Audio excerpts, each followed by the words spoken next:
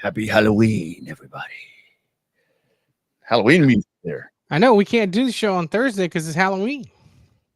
It's going to rain anyway. Yeah, I know. Yeah. My costume, I don't think, is water resistant, so I don't know.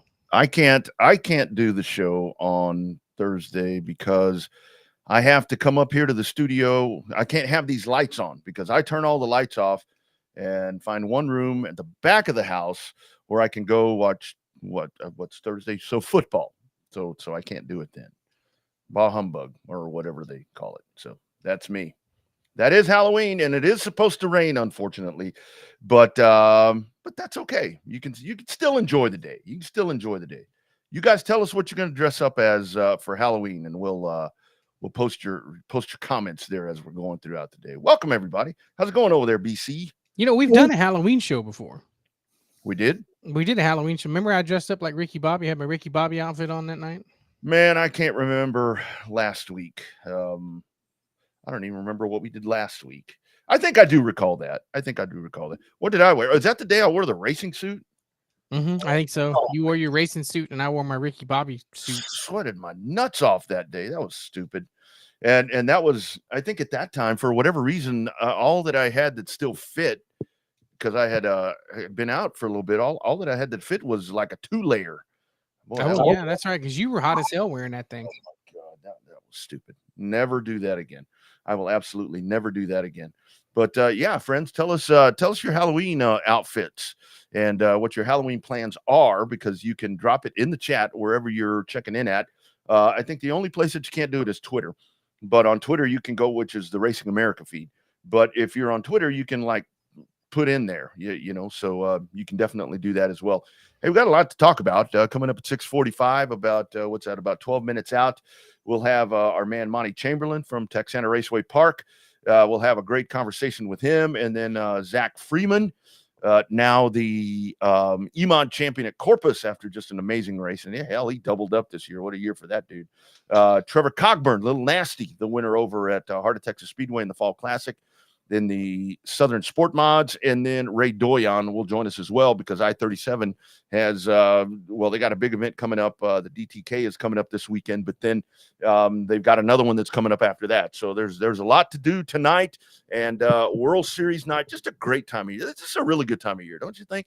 Because we've got all the short track racing that's really good with these big shows. And then World Series, college football, National Football League. I mean, it's just a good time. Hell, Formula One, nobody can stop Ferrari. It's just a really good time to consume sports right now. Not that there's ever really a bad time. Well, October is still bittersweet for us racing people, because you realize there's just a few race weekends left, not only for local stuff, but your national series. I mean, Formula One goes pretty much all the way into December. For their championship, but NASCAR's wrapped up, are going to be wrapped up here, and just amazing, just 2 races to go. And it feels like we just started yesterday. It flew. And what's weird about that is, you remember they had the break in there too. I mean, you had the time, the Olympic break. Yeah. Olympic break. Yeah. So you had that in there. So yeah, it really has. I mean, this whole year has just flown by way too fast, but I'm ready to get it over with, to be honest with you. Well, before you know it, December will be here, and you have to buy Kendall a new car for graduation. That ain't happening. She'll be employed by then, so she can do what the other one did. She can figure out a way to do it. That's why we've taken really, really good care of her machine. Our man Gilbert Simmental over at it's a real funny story. Gilbert told me with his car and with the car that Chloe had, because when he was the one that was taking care of those things for us.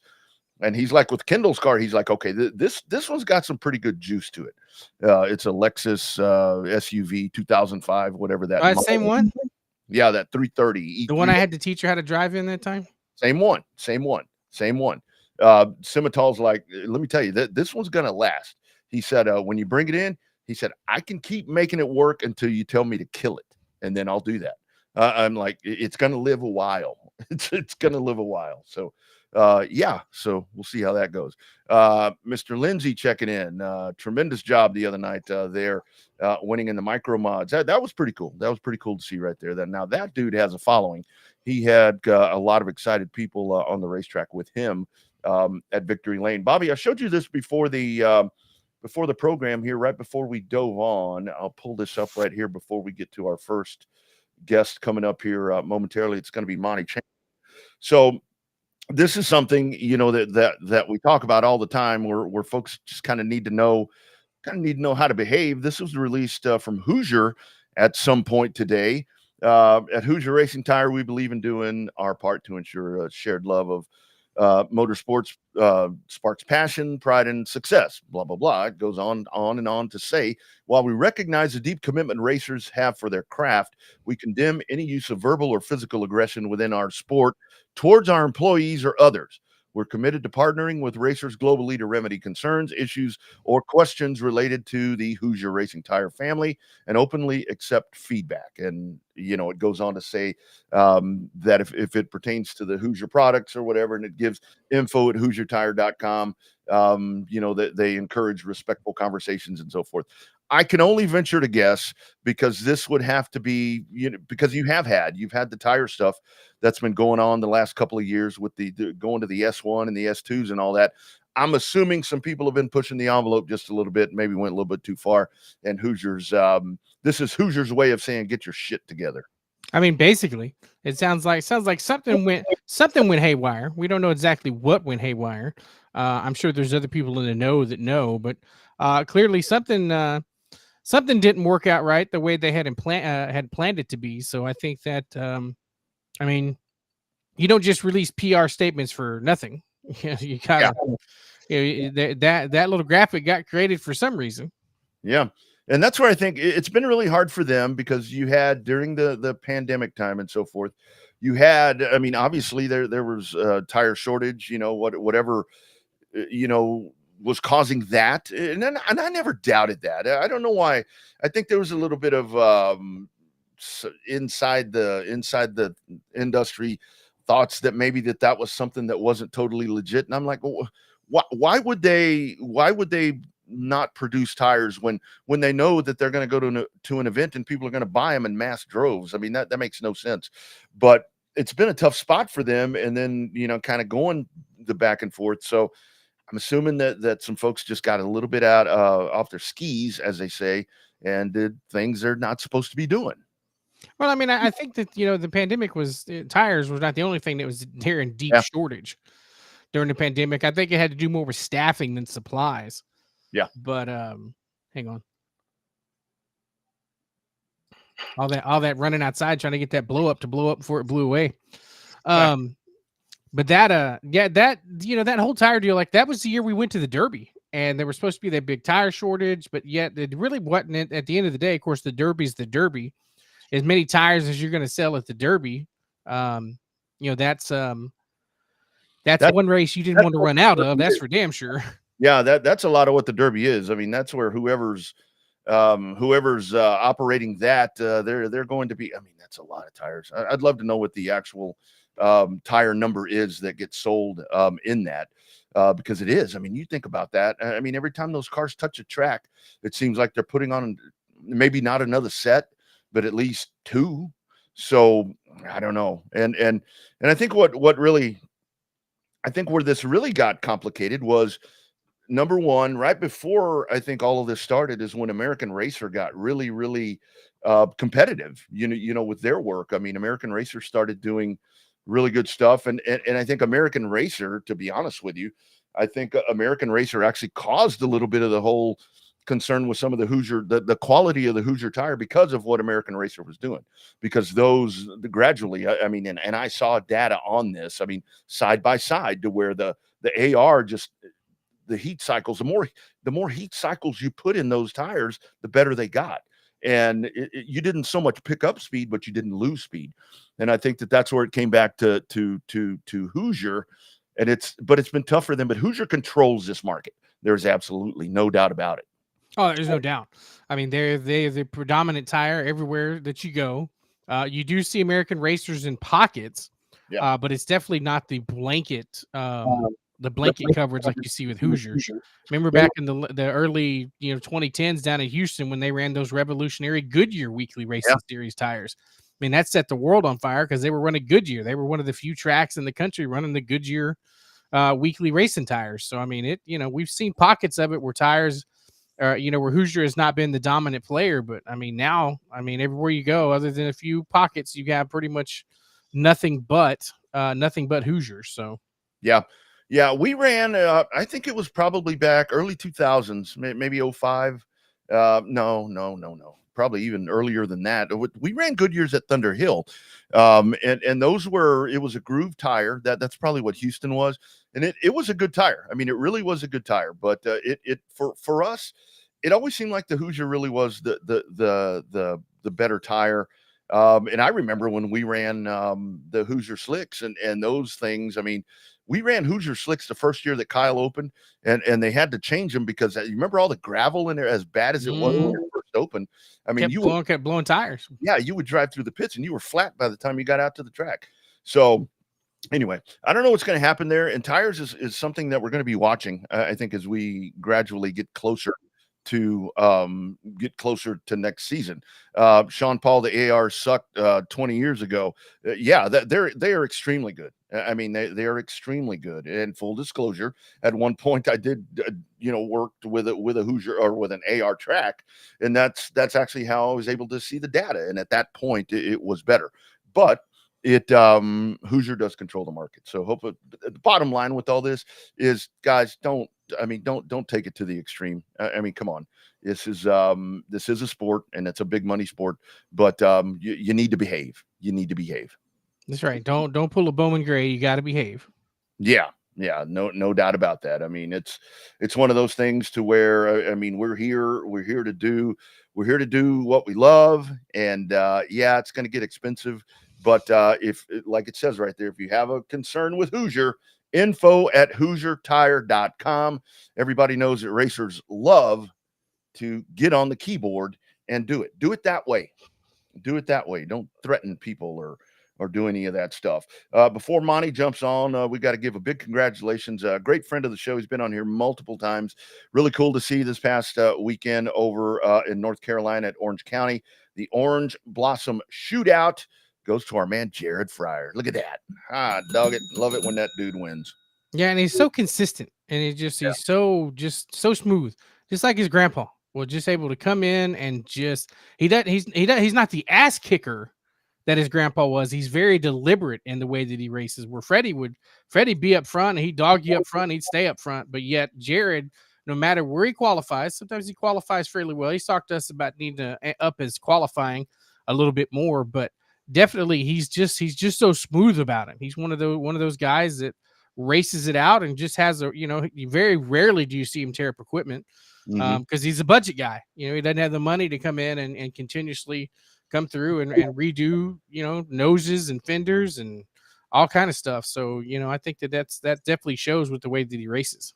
Jared does a really good job with it, and the times that he doesn't qualify well. I mean, even working through traffic. I mean, racing with cars tours, there with late model stocks in North Carolina, you have to be extremely careful and if at all possible, and take care of your stuff. And he does that. I mean, I saw a race, the one we were talking about the other day, where I watched that, and I never really saw Jared anywhere in contention. And then the thing pulled up, and he was the one that was right there hot on the bumper of the guy that won, that had led most of that thing. So big win there for Jared, and I'm sure that they will. I'm sure they're not done. Remember, I think the last time when he was on, he's like, I'm not sure.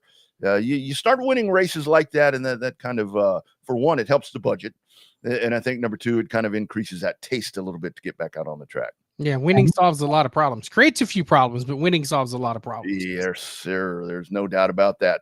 All right, let's hit the, I always want to say hotline, but when we're not doing the phone, I guess we'll just call it the guest line. I guess we'll just say joining the show, presented by On Demand Shirts. It is, we're going over to Edna. I'm glad I met you. I don't know if y'all remember that commercial. Monty probably does. Monty probably remembers the commercial. Bobby doesn't. He's too young. But it is our man doing lots of stuff over at Texana Raceway Park, Monty Chamberlain. Monty, how you doing, brother? I'm doing great. How are you guys doing? Doing good, my friend. Doing really, really good. What's cracking over there, man? What you by the way, happy anniversary. We had anniversary week, you and I. So 36 last week for me. Oh hell, I thought we had accomplished something with 18. That's nothing. That is nothing. First question for me, Monty, is now. So in the build up to get that the crew was working in to get that last race done. It doesn't seem like there's been any pause or anything. It sounds like you guys have had a lot of wheels in motion even before that last event, looking towards 2025. Yes, sir. The first idea was that Cord was going to be able to lease the track to someone else to run. That was the dream.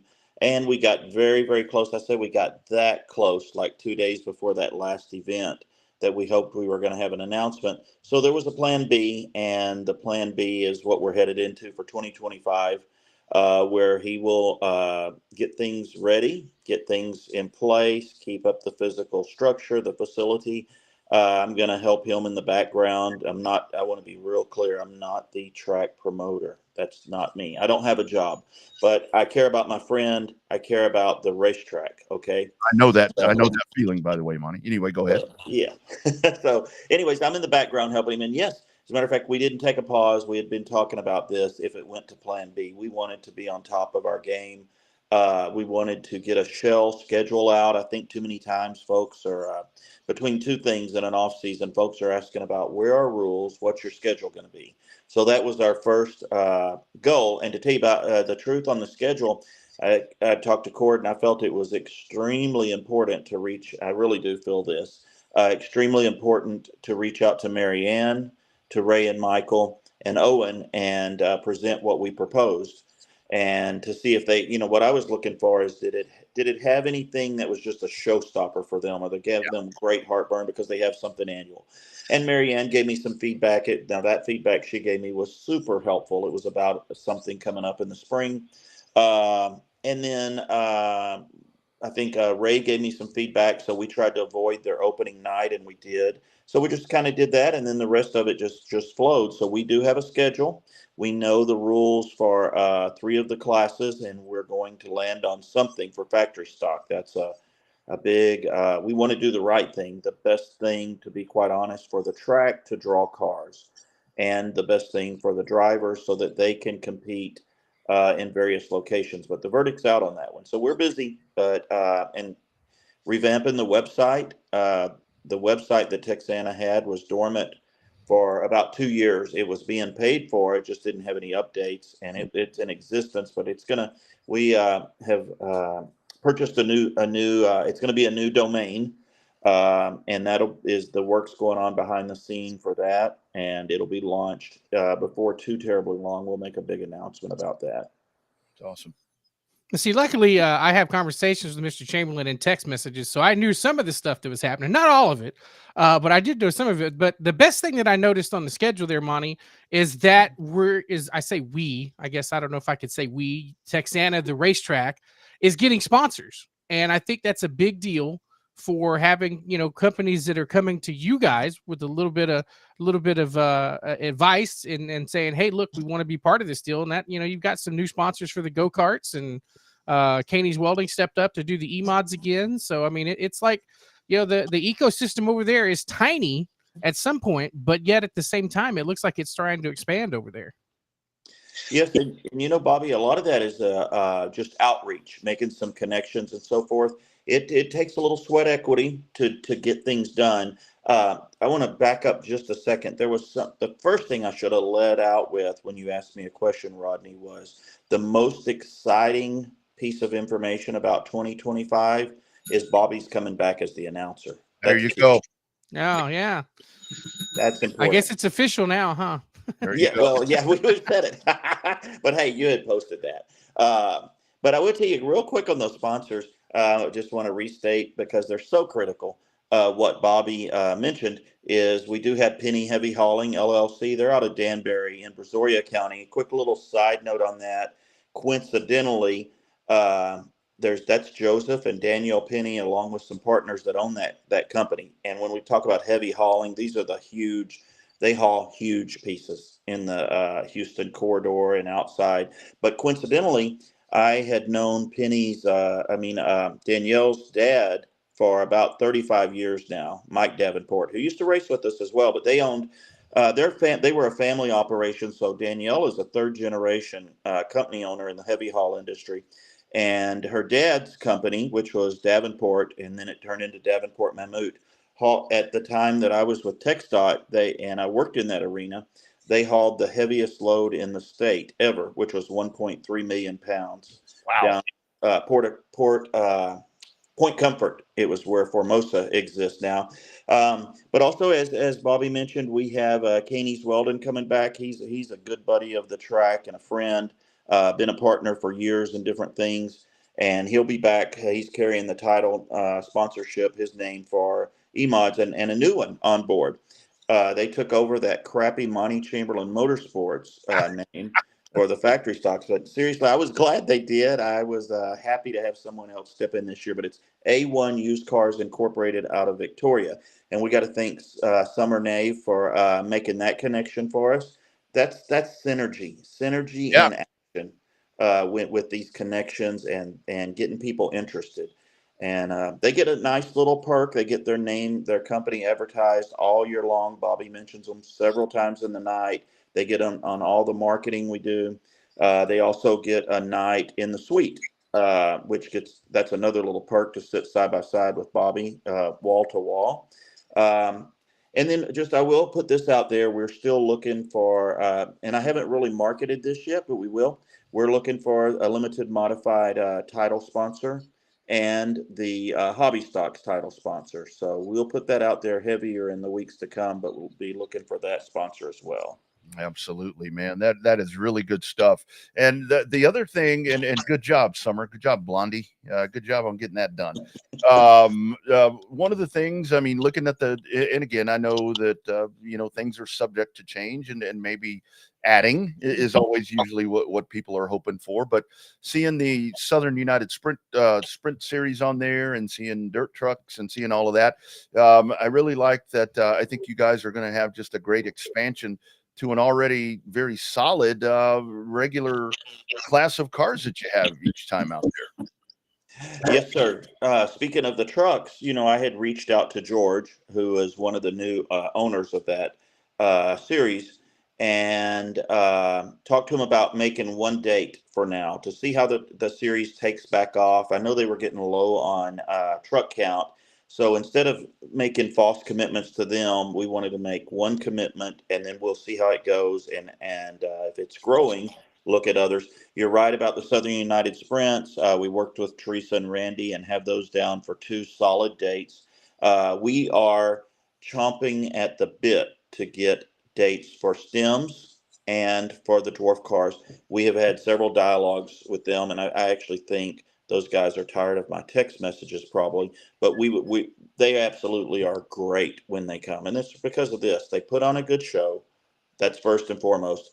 And they bring cars and people with the cars. That's a good business decision. You can't beat it. They're both awesome series, and we're anxious to get them on the card, and wherever they want to fit in, and hopefully 3 nights each for each of them at a minimum.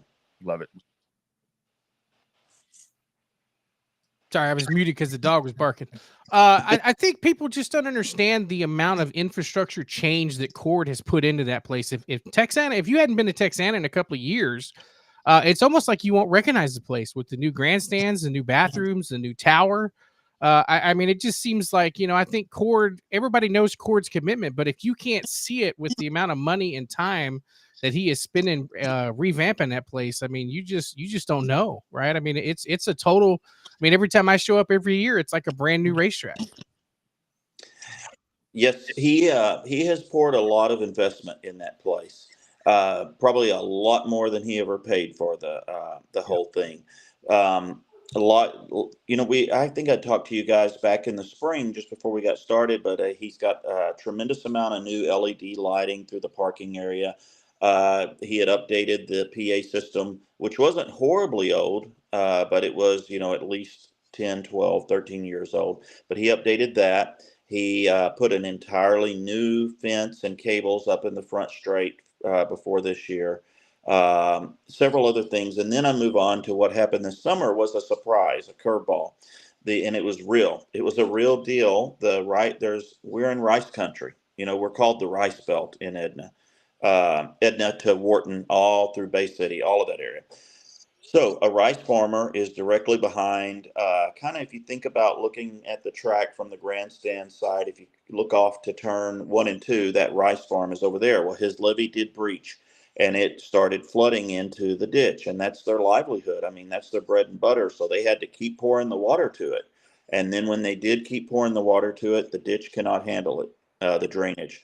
And it would come off into the Texana property, which was already wet from our, you wouldn't believe it right now, as dry as it is, but back in the summer, in July, it was wet, very saturated already.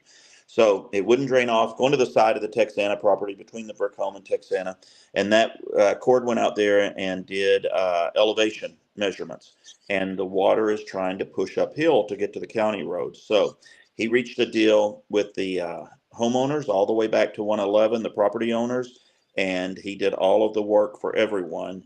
He brought 2 drag lines out there, or track hose, I guess you'd call them, and dozer and everything, and they redirected the drainage to stay behind the property and then go all the way down to 111, which is moving downhill, and that's going to pay huge dividends. Cord had told me a couple of weeks ago he can't wait for it to really just come a huge storm and see how that thing works. Yeah, maybe this week. Yes. Week we'll get enough in there. Monty, the one thing that I wanted to touch on with you, you mentioned with the factory stocks and trying to figure out that. I mean, because that's there are different variations of it. I mean, it is the factory stock, but depending where you are, and then the limited modifieds, that one already done. I really think that with the core of those 2 divisions of what we'll call weekly racers, and I'll make a statement, then get your thoughts. The fact that you guys are working hand in hand with the other tracks, or at least, communicating with them, I think that that's something that's really going to encourage those 2 divisions to really grow at Texana, in my opinion. Yes, I'll actually touch on one other as well for on that subject, Rodney. But limited modifieds, we had to make a decision first for them because we weren't drawing the cars. Now we're in a very challenging location physically, but we weren't pulling limiteds all year, and they cost a good bit nowadays to run them. I'm just being real blunt and honest. That's not a cheap class. So we for the last 2 races blended USRA rules with IMCA rules on the limiteds, and talking to car owners, the guys who compete in it, there's these trade-offs. So you have to be a little heavier, is what my understanding is, in USRA, a little lighter in IMCA. You have to be heavier in USRA if you run a certain, I think the quick change, for example, possibly. But anyway, so it seemed like to be a good blend. So hopefully that's where we're going next year. Hopefully that'll pay dividends. One you didn't touch on that I want to touch on is the E-mods. That's an incredibly, class has been growing. As a regular class, Texana has them in Race Ranch, and it does turn out in that class, unique to almost any other class, there's quite a few cars that go to both tracks. That is not something common with our other classes. Not really. That doesn't mean that no one does it, but the travelers are in the E-mods. That's what I'm seeing. Then we have hobby stocks, and that's kind of matched up with 105 because that seemed at the time to be, when that was done, the better business alignment to try to, and those guys will travel periodically. Houston guys will travel and always have. And then up to the factory stocks. That's the toughie because we have got to, 4 years ago, there was 30 to 35 factory stocks at Texana on a night. Nothing changed with the rules other than just, they stayed on slicks, all these other things people talk about. And frankly, you go back to the where it all started in the Arklatex. I raced a factory stock. The slicks were the big seller for the whole class. We got rid of our tire bill. But as things do, they always change. With rules always change, and it's just how it goes. So for us, we've got to make a big decision. What is best overall? Now, if you notch it up a bit, some people would view it as notching it up. That doesn't mean, let's say I don't know what will happen, but if Race Ranch stayed with Race Ranch rules and Texana needed to grab more people from the east. Okay, and if we went to USRA rules, does that mean if you are up to par with race ranch rules, you can't run? No, that's actually, with that, you can pretty much get in anywhere. With USRA rules, you might be limited, right? Going certain places, but depending on how much of that you use, you might just go with slicks and keep you a set of slicks. So there's variables. That's the tough one, but that'll be up to others to decide what's the best decision on that. And it's an important class. It has had a good high car count. But again, just being real blunt and brutally honest, I'll put myself in this category. I traveled one time this year, and it was to Pleasanton's opener. Traveling isn't happening a lot. We I do know. not, I want people to be loyal to the track they're close to. That's what keeps it in business. So the Cotton Bowl folks, they pretty much go there. The Pleasanton folks pretty much go there. Now, we get a onesie or a twosie, right? And Race Ranch folks go there. But I put myself in that category. I ain't interested in traveling much anymore. I can't even stay awake to get home, barely from Texana anymore. So that's our toughie, is where are we going to be able to pull cars? Because 20 years ago, there were plenty of guys owning cars, Edna, Victoria. That ain't the case now. Yeah. Yep. No doubt. So, Monty, we've talked to Cord about the acceptance of Edna with the racetrack. Can you expand on that a little bit? Like, we know that the Jackson County gets involved. Edna sends the police department down there to help out with some of the security and safety and stuff like that. But talk about the overall feeling of like the region. You just mentioned that some of the racers, there's not as many racers as there once was in Edna and Victoria and all of that. But how does Victoria factor into the bigger picture of Texana? Is it too far away? Is it just close enough? I mean, we know that the proper of Edna, which is not all that big, supports the racetrack, but how does Victoria fit in there? I think so. Victoria definitely supports, and a lot of our fans come right out of Victoria, Port Lavaca. They have a lot of folks who work for the various plants in that region. But Victoria is a big supporter. El Campo, we draw a few people from El Campo, and definitely Port Lavaca. It's all kind of this thing about what's your, as a person, what is your interest in at this stage in your life? Are you interested in racing? Well, that's just each individual situation, but definitely Victoria is a draw for us. And we have a good number of car owners, teams from Victoria, Port Lavaca, as I said, even up to Cuero. And as you stated, Edna, that's the hometown group. They all are very supportive. But as a business that makes noise, you have to be cognizant of what you're doing, and you have to be aware of your customer base, but even those who are not coming to the racetrack, you need to be cognizant of that with the noise matter. And there's this thing called urban sprawl, right? You guys are probably familiar with that.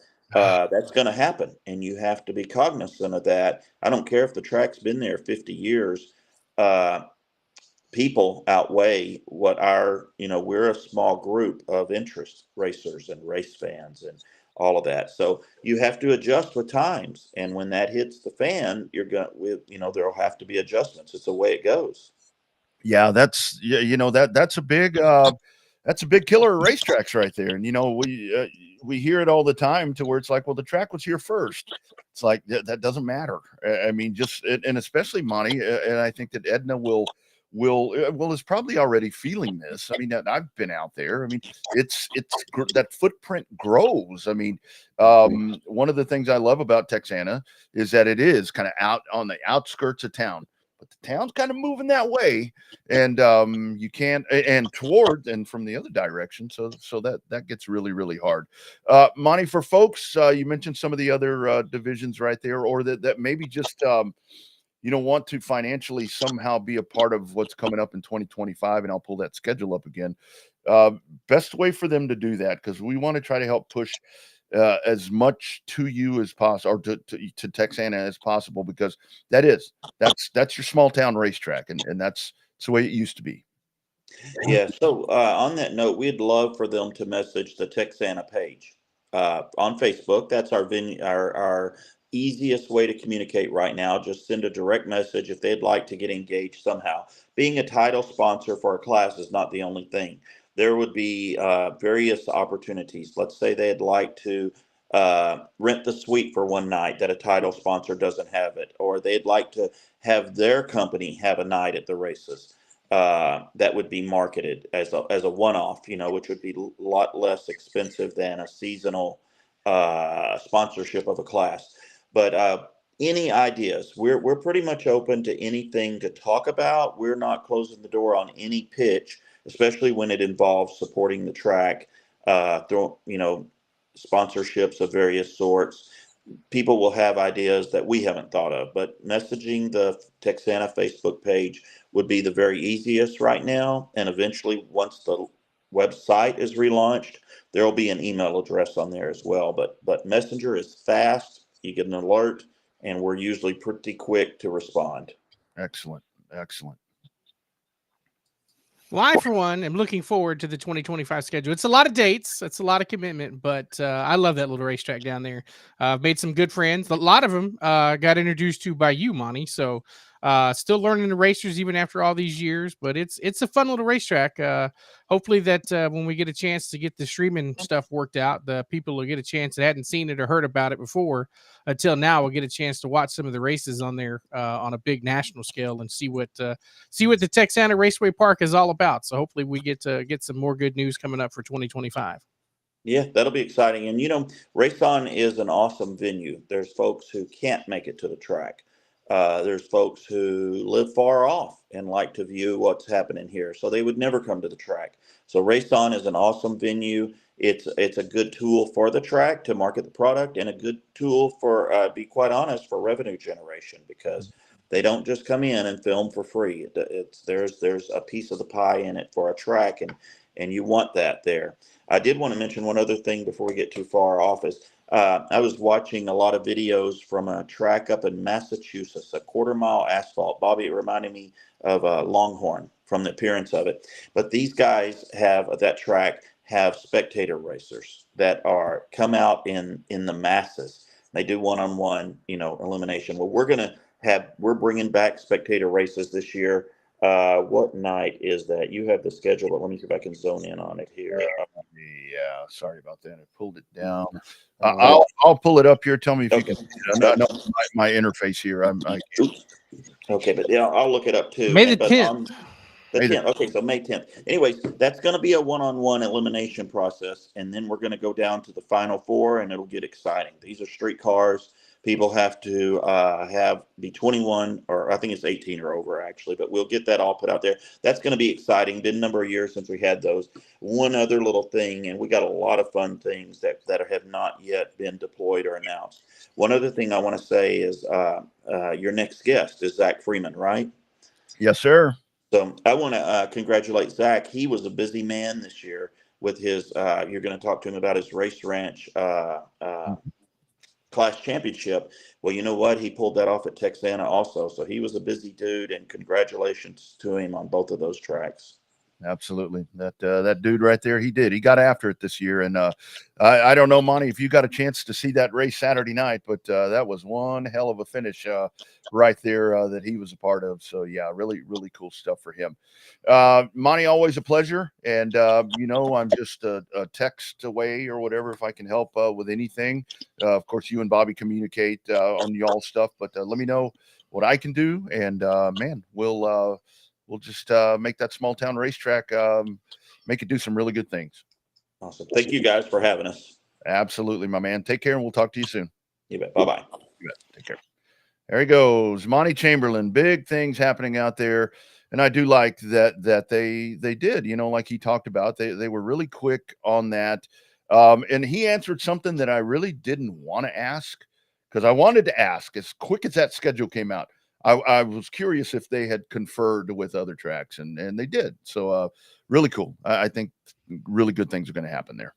I'm looking forward to it. Like I said, it's a lot of dates, but the way that it always works, your springtime, you never know what's going to happen in springtime.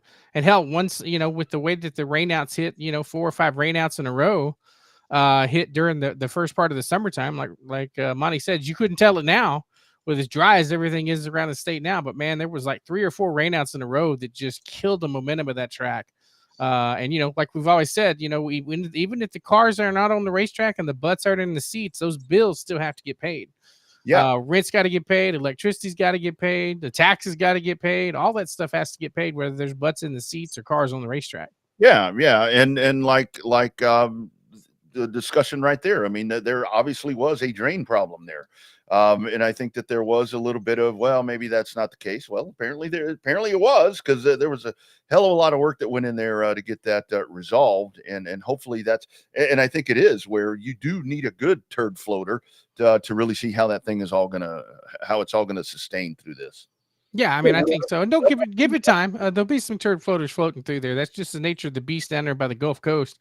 You just never know what you're going to get. There's always a 10 to 15% chance of rain down there in the Gulf Coast between Corpus and Edna. So yeah, you're always going to get it. You will always get it. There's no. I got to tell. I was driving to Corpus the other day. Zach Freeman coming up here in just about 1 minute. I was driving to Corpus the other day, and I don't even remember where it was. It was out around Skidmore or somewhere, and I was like getting rained on. And I'm about to message and I'm like, hey, dude, or I know Skidmore's still a long ass way from Corpus, but it was like a heavy duty rainstorm out of nowhere. It was one big black cloud. I drove about 5 miles and it was gone. But you just never know down there. So, yeah, hopefully that's something that's going to do some really good stuff. All right, let's go back. Looks like this one we will go to the hotline as we dive in right here. The aforementioned, just Monty Chamberlain talking right there. Zach, I hope you were able to hear that. Congratulating you on not 1, but 2 championships. I got to tell you, this is the sharpest dressed man at the racetrack. This dude races in a tux. It is our man, Zach Freeman. How you doing, buddy? Oh, there he is. Oh, you might be on mute. Zach. Oh, well, hell, he left. But he does. He races in a tux. That's right. It's a sharp driving suit he's got. Yeah. It's always looking fly there when he's doing that. I'll take him down there just for a second and see if we can get him recommunicated. Zach, if you can hear me and it's not working, the camera may be the problem, the video may be the problem. Just I'll bring you back on. Just go audio only, and we can try it that way. Let's see if he can hear us. How about that, my friend? Can you catch us now? That would be no. So anyway, all right. Well, we'll continue to work on that. We'll work on that as we go.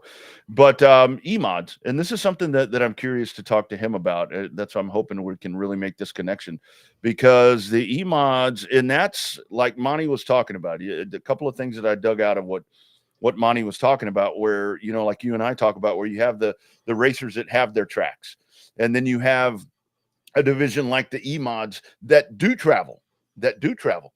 A little less expense. So it affords them the ability to travel to different tracks. And E-mods, there were 20 of them the other night, and they put on a whale of a show. It's just an unbelievable show.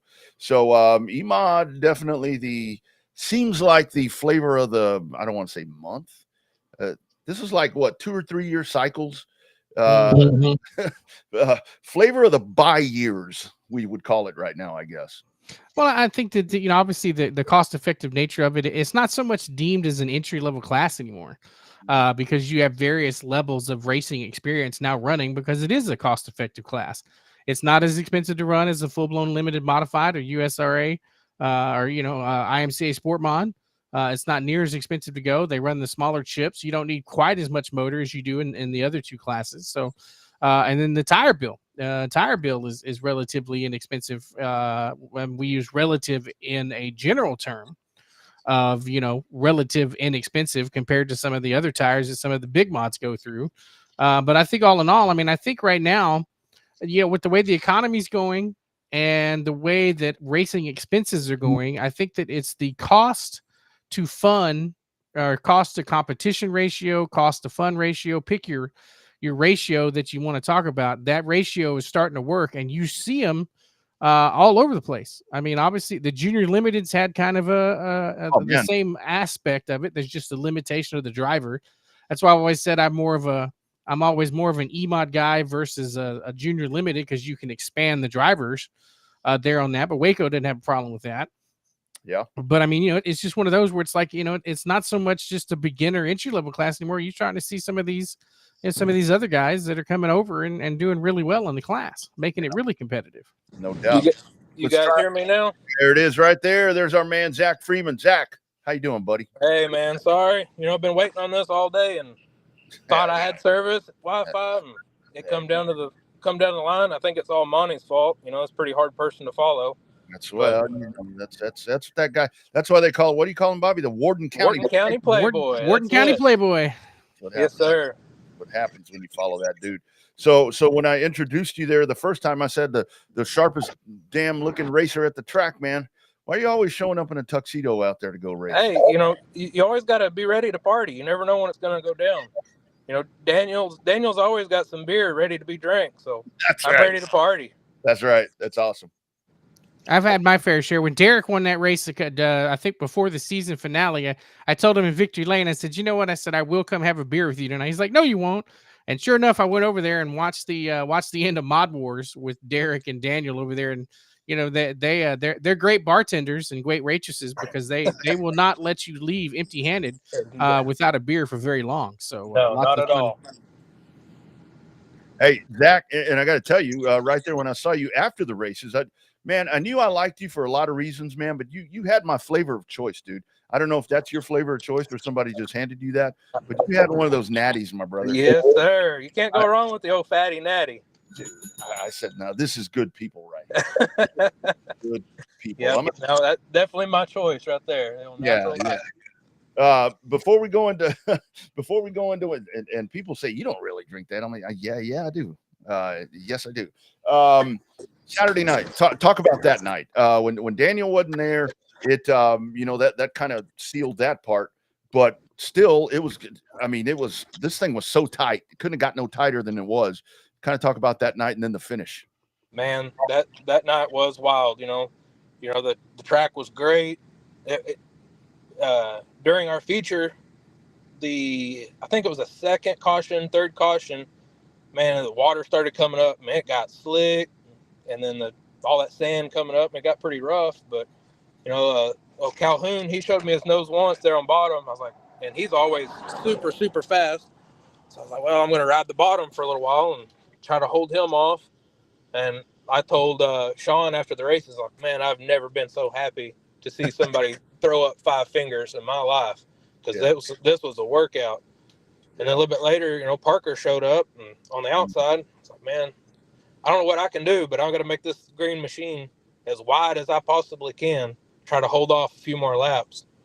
And then it come down to the checker, and, I don't know what happened. Apparently we made it there first, I couldn't even tell. I couldn't even tell, dude, from where I was. I mean, y'all came out of the corner, y'all went across, and I'm like, the winner is, and I didn't say shit. I'm like, we're going to let somebody else. That's what my car owner was saying. He's like, man, Rodney, he likes to talk. And when that happened, he shut up. He quit talking. I pulled up next to Parker, and we looked at each other at the same time and both threw our hands up like, who was it?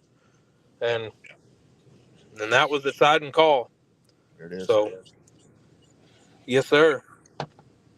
Hey, Zach, your season didn't start out the best of ways down there in Texana. Talk about that opening night there when the drive shaft decided to do a peekaboo over by your elbow. Yeah. Like I've never had a car this nice. The car owner, Paul and Laura, they offered me the ride at the end of last year. So I took it to Anthony, and they pretty much told me, do whatever you want to do to it. These are the colors we want. I'm like, I can handle that. So I had Anthony Gordon at All In. He put me a nice body on it and redid the cockpit. And he's like, oh, you'll never have no issues.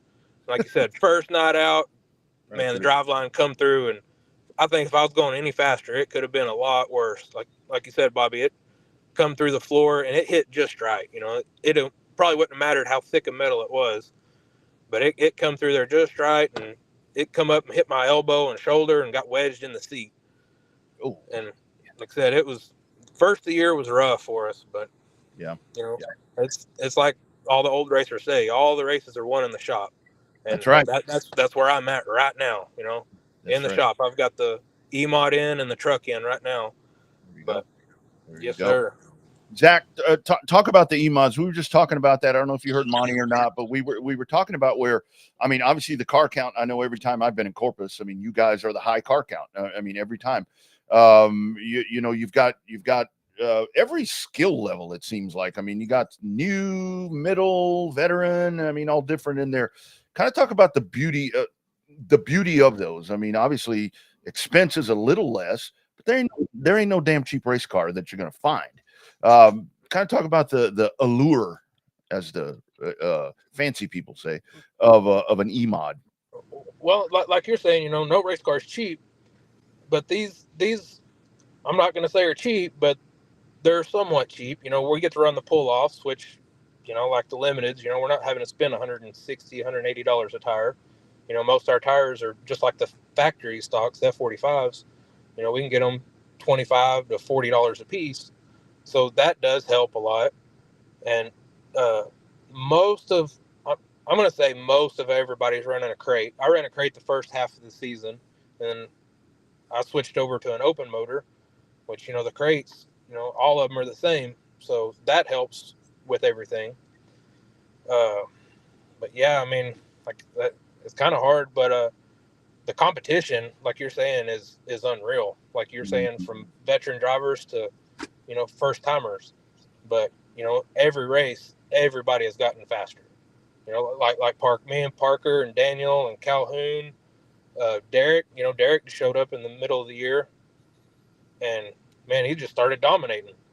But, you know, when you get a 2025 chassis, that helps. No, I'm just kidding. But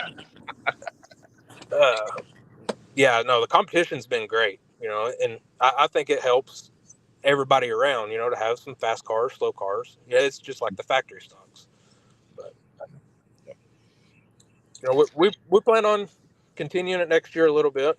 See what happens next year. We're not running for points next year. Sure. No. I got fortunate enough that Scott Walker, that bought the truck series, he offered me a truck ride. So I'm gonna be wheeling a truck around a little bit. I drove it in Pleasanton last truck race, and I saw that. Yeah. you know, we did good in the heat race, which it was just a disaster night anyway for us. The starter went out on the E-mod, then the battery went dead on the truck, then the fan come apart, water pump come apart on the truck. So but, yeah, we're gonna see what'll happen next year. We're running 3 classes. We're gonna try the factory stock or a pure stock a little bit next year too. Absolutely. Look at that. Man with the tux has got the man with the plan, right? I mean, so, you know, taking off and going around there. So you mentioned the doubling up on the track championships. Was that something that was designed from week one, or did you just kind of get in the points battle early? And it's always tough at the beginning of the year. You get 2 or 3 races in and you see your name there towards the top of the points or the points leader, and your idea changes about what you really want to do. Was that the case with you running both tracks, or I guess technically all 3, because you run a 937 too? Yeah. But talk about that. Did that change the mentality trying to double up like that? No, that just made it even worse, to be honest with you. Yeah, I bet. The car owner, he wanted to run for points. I told him, I was like, yeah, if you want to run for points, we'll run for points. But, I mean, it's still going to be a lot of work. But, no, that was the intention, was run for points at all 3 tracks. Like I said, I don't know what it is with me in 37, but I got something over me there. But yeah, that's the one closest to you, isn't it? I know it. It's 5 minutes down the road. And that's what I thought. It's the worst for me. Oh, well, that's all right. That's all right. It makes it sweeter when you're driving back from Corpus and Edna. When you come back a winner, you know, you can savor it a little more. Yeah, for sure. A few more natty light. Well, I mean, not that on the road or anything like that. I wouldn't dare say that. But so Zach, talk about all the people you mentioned, your car owners. Talk about all the people that make this happen for you, man. Because so the car owner, Paul and Laura Coulter, you know, they gave me the ride and pretty much told me, go for it and do whatever you want. Yeah. We got All In Design, you know, Anthony and Russell, you know, they got all our merch, which is on Race On, you know, all the bodies, all that good stuff. We got Hawkeye Oilfield Services, United Vision, 365 Trucking, Levitt Car Wash there in Pleasanton, Finhorn Logistics, Spreen, Swinson, Winter Circle, Schaefer Motor Oil, And Eric and Uncle Pete, man, them two, Eric Ramos in the number 9 truck, man, he has gone above and beyond helping me out. Yes, And sir. I couldn't be where I'm at without him, for sure. Yeah. Man, that's a good dude right there. That's a good dude. Yeah, no doubt about it.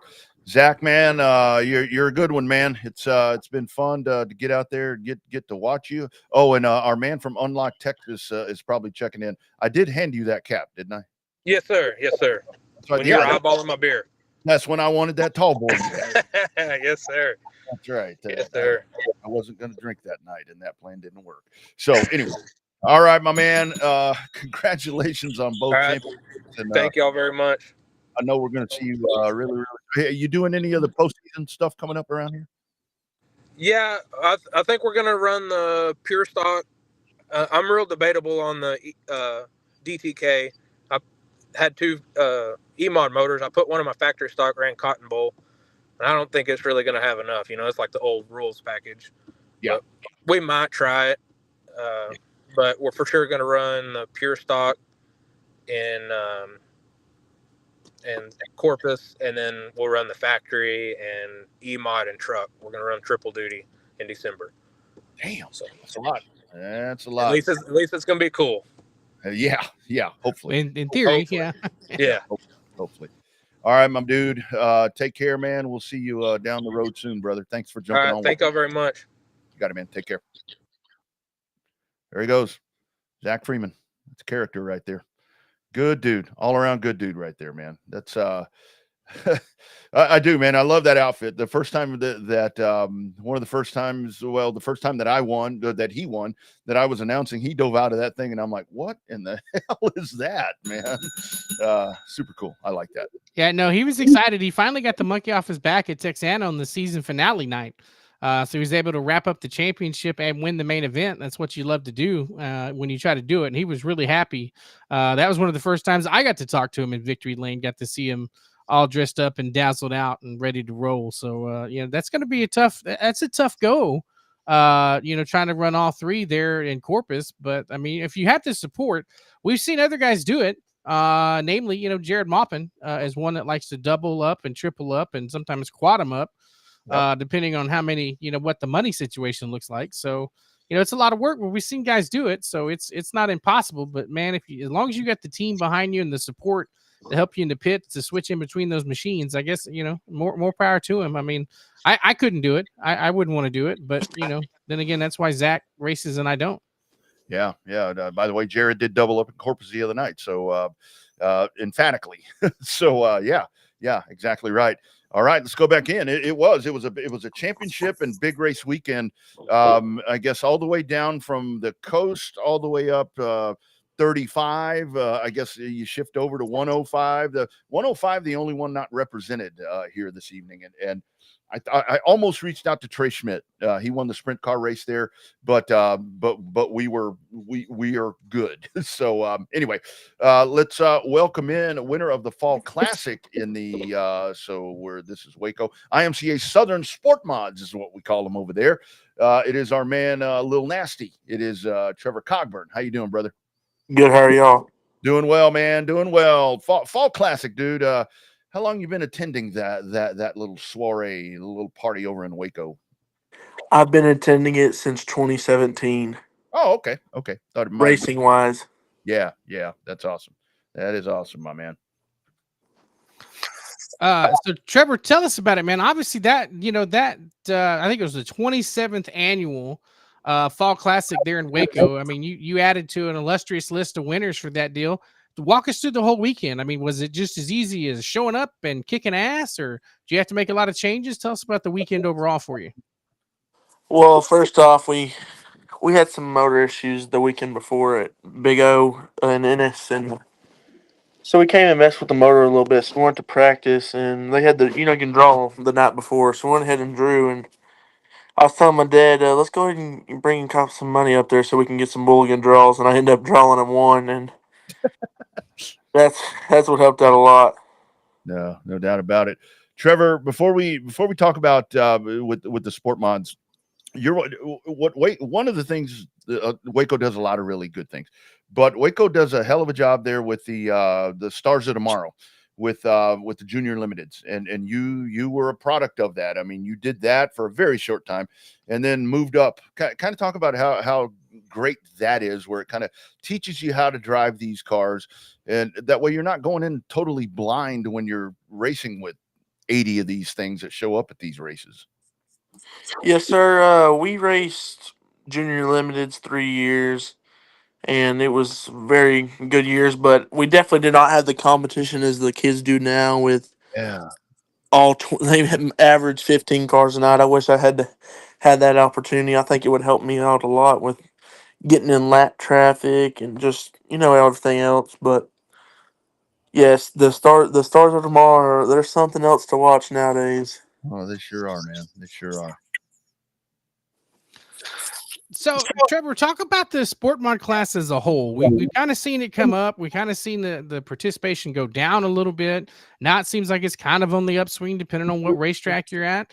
I mean, from your perspective, as somebody that drives in that class and owns one of those cars or races one of those cars, where is it right now? Is it back on the upswing? Is it a little kind of down, waiting for more car count? I mean, talk about that. Like, what's the state of the sport mod right now? I think it's about the same it's been the last 2 or 3 years. Waco had about 6 more cars this year than they usually do due to Boyd not racing this year. And I think the car count, I mean, it could be more than what it is for sure. But I think everybody's starting to do away with getting out of the sport mod or doing all that and going stock car racing. I see a lot of stock cars being coming up around lately. Yeah, that's a good point. To where it really seems like it varies, because like way down south, you get an abundance of people going to E-mod, or it seems like maybe trying to dive into factory stock, and pure stock, is starting to grow a little bit. But yeah, you're right about that with the stock cars. So with the Waco theme kind of still going there, Trevor, the ones that are there at Heart of Texas, man, you guys are the cream of the crop. I mean, with Garin and all these different guys, kind of talk about that. There may only be 12 to 15, 16, 17, but man, every damn one of them could win. Yes, sir. We have average about 15 cars a night, and there's no slow ones. Not at all. It's it's definitely a competition, and staying focused every night with all the competition that comes from everybody there, especially the 17 car, Shepard, Garin. And you have all these out of towners come like Jarrett Branson because Boyd was not running this year, and there's and Wilkins. There's so many that I can name off my top of my head that are competitive every week. Oh, sorry. So Trevor, tell us about your car, dude. We've been popping pictures of it up. I mean, is it one of those newer cars? Are you guys able to make it work with an older chassis? I mean, talk about your racing program a little bit. My racing program, I've kind of drove everything about the sport mods. I've been in an Express, a Wicked, a Hellion. I won the junior with my Hellion and the National Rookie of the Year in my Hellion, and then I'm a little too tall to run anything else. So Jason said he could build me some tall cars. So I've been in an IRP ever since then, and I can't complain with the dude. If I call him, he's going to answer the phone, and he knows what's going on in the sport moderation world. I think he's the top of the line right now. Yeah. Trevor, so Fall Classic was that it, or is there more that you're going to do? I know there's big shows still to go. I know that's where it's kind of weird, because now down south we're going to have a shitload of them. What are you guys going to do before we turn the calendar to 2025? We planned on being this being the last weekend, but with them bringing in limiteds to race with USNTS in 2 weeks, I think we're just gonna run that and then call it a season, because I really wanted to go to I-37 and race the showdown and the DTK Memorial, but I'm end up going to be going to the Dome in Missouri to watch all them. Yeah, absolutely. So what do you think of that, dude? We were talking to somebody last week, and they were getting ready to test the car to take to the Dome. I mean, isn't it nuts? I mean, now granted, the opinion varies on the quality of that racing surface after a couple of races, with as rough as it gets when you see it on TV. But I guess it doesn't matter because they sure don't have a hurting for cars when they go to race in the dome, do they? No, sir. I think I like if I had to modify it, I'd definitely try to go to it. I think running on that motocross dirt would be fun because it gets so rough. Yeah. It's like racing the beginning of Waco when you have the rain in the spring and then getting back into racing. Like this year, we had a 5-week rain out, and then we got the All Star Shootout to come out, and it was rough, rough, rough. And I ended up winning it that night because it was so rough, and everybody was kind of tiptoeing around. But I like that cornfield stuff. Yeah, absolutely. Trevor, lastly, man, talk about, I mean, your family, talk about all the folks that do this for you, man, because, like I said, I've been watching you here for, several years when I first started heading out there. Tell us, everyone that puts all this together for you, brother. I can't thank my dad enough. I got class at nights, and he's the one who helps me a lot, especially when I got class at nights. And my mom, she's really supportive of me. Even though she don't go to the track, she supports me a lot. My grandparents, my brother, Morgan, Molly, Clint, my uncle Chandler for helping me every week.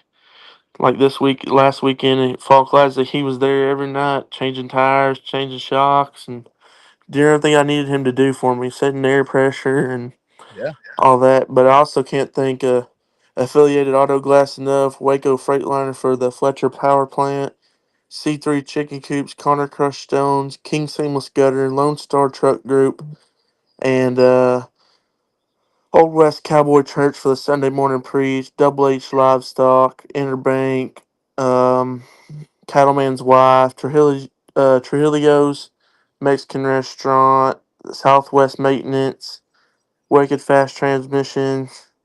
There's so many I can't even name them off. Yeah. So it looked like at the end of that when you won the classic there, man, looked like a lot of excited people. Got kind of talk about that, man. Just winning that's a huge event. I mean that is a massive race right there. Just kind of talk about the excitement for all of you guys because now you're etched, and Lord knows they keep all the damn history there at Heart of Texas. You're now a Fall Classic winner, like Bobby was talking about. Yes, sir. It was definitely a crazy. I know I was starting on the pole, but I didn't have no expectations of winning it. I had such a stacked field behind me, and starting out front like that, you don't know where to run. And Yeah. that's the only the bad part about starting on the pole on a big show. But we got to pull it off. But after the races, we're going over the scale. My dad's like, "Go up there and burn the tires." So I went up there and burned the tires, and it was just an exciting night. After that, going to the uh, victory lane and just celebrating after the races with my family. I heard you mention a church as a sponsor. So I'll ask this delicately: was there a party after the win? Oh no, sir, there was no party. We Oh, actually just okay. had a few drinks and then went to the Whataburger and celebrated and went home. But more people need to do that. You people need to act better. As I'm sitting over here sipping a natty light while this is going on. But anyway. Super good stuff, man. Congratulations, Trevor. Man, just like I said, it's been really cool to watch you escalate all the way up there and then racing further up north and of course coming back and then winning the classic. Looking forward to what comes next, my friend. Thank you. I appreciate y'all. Absolutely. Take care. Yes, sir. Thank you. Yeah.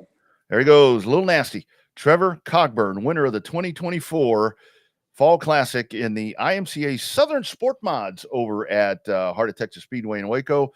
Another great season at Waco, capped with the good old Fall Classic. And they did. They had a hell of a – well, the rainouts, because like he was talking about, those rainouts were horrible because it wasn't – it's one thing when it's like rain out, race a couple of weeks, rain out or whatever. It was every week. It's everywhere. Same Yeah. problem happened in a lot of racetracks, but Waco and Texana got the worst end of that.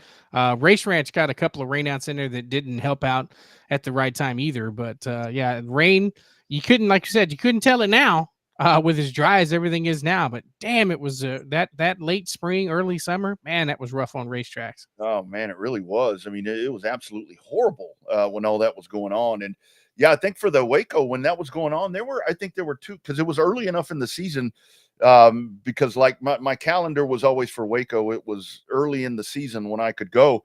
And I think a couple of those, 2 or 3 of those, I was supposed to work maybe with Joe, and it just didn't work out. I mean, it was and it was like I knew by Wednesday a couple of times where it was like that bad. So hopefully that's something that they can overcome. But again, this is where you go back to like Monty was talking about at Texana. One of the things that I saw when they initially posted the schedule, kind of in the comments right there, it said, with rain dates and all that, we're not going to select rain dates yet. And I like that move also because it makes it hard. What track was it? Maybe it was Cotton Bowl that one season where it's like, okay, here's the dates, here's the rain dates, and it would like rain out this event, and the first rain date came up, and hell, it was getting rained out. Yeah. And it's like, man, that gets really hard to try to. Then you're just kind of piecemealing, and that hurts your car count. And the crowd, they don't know what's going on, and it makes it tough. Yeah, it's crazy in today's world with social media and everything else. When you talk to a race fan or you talk to a racer, well, hell, I didn't know who was racing. I didn't know when we were racing. It's like, nah, you're not trying hard enough. Yeah. Well, there's the old thing. Let me tell you, I have stood many, many times with Owen Pittman, and that phone is always the text notifications going off or it's ringing. Owen Pittman is unbelievable in a lot of ways, but it's always with him. Like at the different tracks, it's like I've been around him in Corpus, phone rings. He's like, Race Ranch. I'm like, how do you know that that's, well, I mean, I guess if it's somebody he knows, it's going to have their name. But like then I see him at Houston, HMP, or in his time at Texana. I'm like, man, I'd be all confused. I'd be like, where am I? I'd answer. It's like when when I left a job that I had been at for many, many years and got into doing something else, I would always say, hey, I'd cold call people. Hey, this is Rodney Rodriguez and I'd say the company name. And they're like, why is a countertop guy calling me about real estate? So anyway, yeah, that's really, really hard right there. But yeah, good run right there for Cogburn. Ray Doyon is coming up here at he will be here at 7:50. So we'll get him on and check this out. As a matter of fact, this just popping up. This is Zach that was on the show, Zach Freeman there. I'd like to offer Parker the trophy. The finish was super close. It was. And depending whose photos you look at, I mean, you can conclude your own conclusions.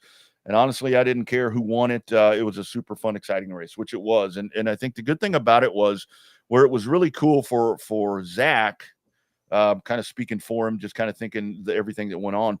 It was a matter, he needed to, for the championship. He had the championship done because, Brianna, which he was doing a really good job. She just couldn't get through the field. For Zach, whatever happened in that finish, he was going to be the champion. And so we'll let Parker know that. We will definitely let Parker know that and pass that on to the Race Ranch. They can figure out what to do with that. Super cool move right there, man.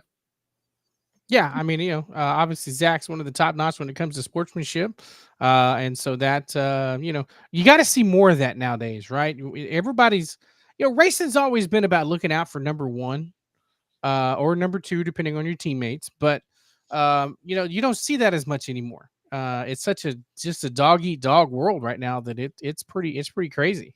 Yeah. Before Ray comes on, and hey, super cool right there when I mentioned Trey Schmidt.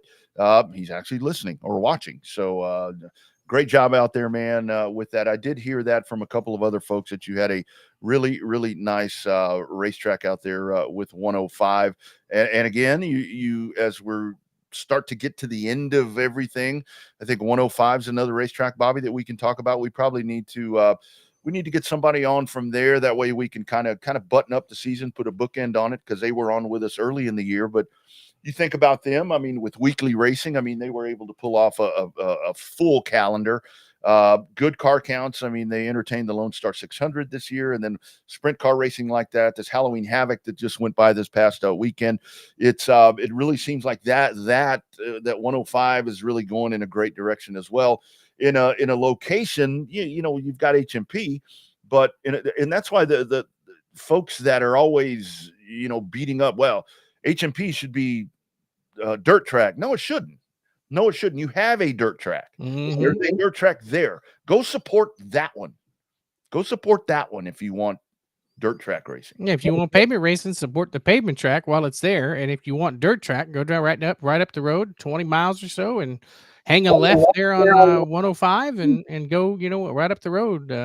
This iteration of 105 has been successful for a number of years. There for a while, it was like promoter after promoter after promoter. Every year it was changing names every couple of years. So this group they've got at 105 right now has actually done fairly well. Yeah, they really have. They really have. And when you have Howard Willis racing at your racetrack, I mean, that in and of itself is going to bring thousands of people to show up right there because, I mean, who doesn't want to see a living legend? And I think he actually was in, I think I saw Street Stocks this week and second place finish. I mean, so there you go. The great Howard Willis out there at 105. But yeah, and it's the same argument I see a lot of times where it's like, I was talking to someone the other day and it's like, we need to build another asphalt track in Texas. I'm like, why? We have one. No, we can't get nobody to go race there now. I mean, what's another one going to do? Well, the location. Well, I mean, if you look at it right now, I mean, and this is oh man, what is it? 47. Okay. We got a couple minutes. Where would you build an asphalt track right now where everybody's going to show up? Because it used to be, back in the old days, you had a lot of Austin, you had a lot of Houston, you had a lot of Corpus, you had a lot of San Antonio, and all of those tracks had their tracks, and it was less expensive back then. I mean, not near the shit we're dealing with now. You could travel, and they did. Back to that conversation. But where would be the place to New Braunfels? I don't think that's the answer. That's the answer for baseball, football, everything else. I don't think that's the answer for a short track. Well, no, there's too much urban sprawl. You'll be put out of business within 5 years with as many houses as they're building up and around New Braunfels. Yeah. You can't do it around Austin because there's too many environmentalists. You can't do it there. They can't fill the grandstands at Texas Motor Speedway. So you don't really want to put it in Fort Worth. That just leaves Corpus. You could try to do it in Corpus, but that's too far south. San Antonio is probably the same problem, too far south. So I mean, oh look, that leaves Houston. Oh hell, there's already one there. Yeah, and I know it's far. I mean, trust me, I know it's far. We make the drive. It's pretty damn far. Yeah, the whole thing is, I mean, that really just seems like the place and the marketability there. And I say that a lot, and I've had people challenge me to where it's like, you talk about that market being so big or whatever, and it's like, why do you say that? I mean, nobody's coming to do whatever there. I'm like, well, they for one, they don't know. And I think especially when you're in a situation like Houston is, and by the way, Houston, November 9th, that is coming up. Funny that we talk about that because we will show you this. It's one of those things to where it's like, yeah, I mean, the track or the group doing the oval track, they don't have all these marketing. That's where it needs to be, the word of mouth. And the word of mouth goes a long way. And this social media and keyboard warriors, when we do it the right way, that's something where you just got to get a few right people there in that metropolis of Houston to latch on right there, and you're going to be successful. But it's just there was a post the other day that I replied to about the HMP stock cars, and it's like, well, why the stock cars need them back on the schedule? I'm like, well, they've kind of been pulled off a little bit because of the lack of interest. And it said, well, you got to race them all the time or they're not going to show up. So we've been racing them all the time and ain't nobody shown up. We've been doing that for 2 years and nobody's shown up. Yeah, it's gotten better. It's gotten better. A little better. Gotten better. But I mean, look, I mean, I'm not gonna sit here and blow air up anybody's skirt. The legacies and the legends are what are strong over there right now. Yeah, I'd love to see the Crown Vic class take off over there. Oh, dude, me too. And I have had some discussions there with. I've kind of reached out to Eddie Shoemaker, just casual discussions, and it's like, I mean, that's hard because for that, I mean, it's as far to go to Mobile as it is for Mobile to Houston. And the other part about that is this is where we get back to whatever division where Mobile and Pensacola would probably work, but hell, that don't even work that good anymore. That would maybe work, but them to us, why would they come to us? They've got those two. We need our community. Need our ecosystem to work. Yeah. Martha, the crossroads of Texas Victoria, you got 149 miles down the road. It would be my answer to that. And that is a very nice facility. Like Bobby's alluded to. I think Texana with those improvements, like when Monty was talking, Victoria would be great. I would love Victoria if Texana wasn't over there. But like when Monty's saying we're going to put people in the suite, short track wise, that's a suite. Yeah, I mean, it's an interesting. It'll be an interesting dynamic when they have to sit there and listen to me right next door. But hell, even the scores, they got to close the door when I start yapping. So we'll see. We'll see how well that works with the folks up in the suite. Yeah. So I mean, for pavement, I don't know, but and that's just so weird with the whole dynamic of it, because with dirt you can drop them anywhere. Boom, boom, boom, boom, boom, boom, boom, boom, and it always works. So for the most part, seems like it works for the most part. I do think that it is a shame that the San Antonio area does not have a pavement track, nor the Corpus area. I think that's a damn shame.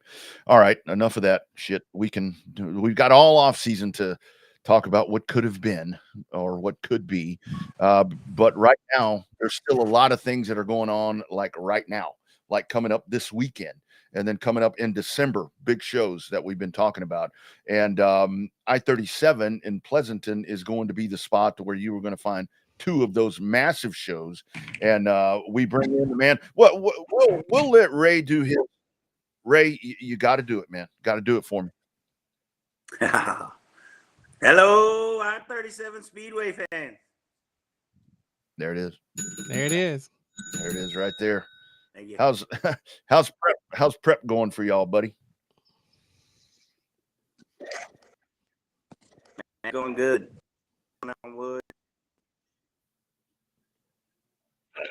We plan to get the races in no matter what. We'll do, within reason, obviously, but we're going to do our best to get it in, even if we get a little shower or so, whatever. We'll figure it out. Sure.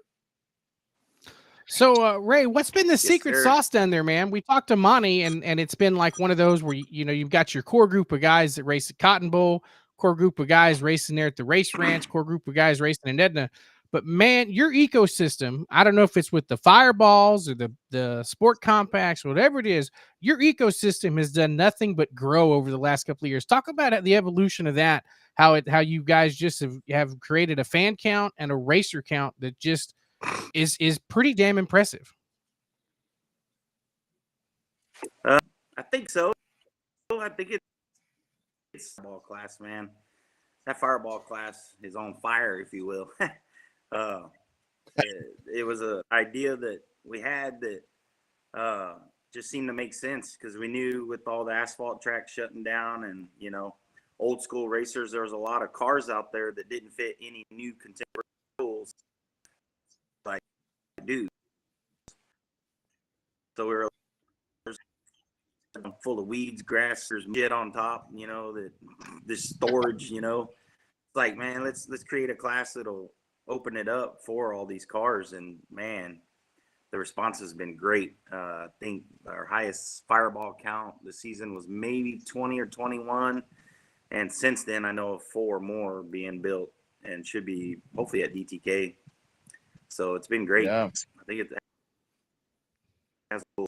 And I think, Ray, that really is the thing. I mean, you kind of hit on that, to where when I saw the Fireball thing, I was like, okay, if the guys and ladies want to do it, because there really was, I mean, so many of those out y'all's way.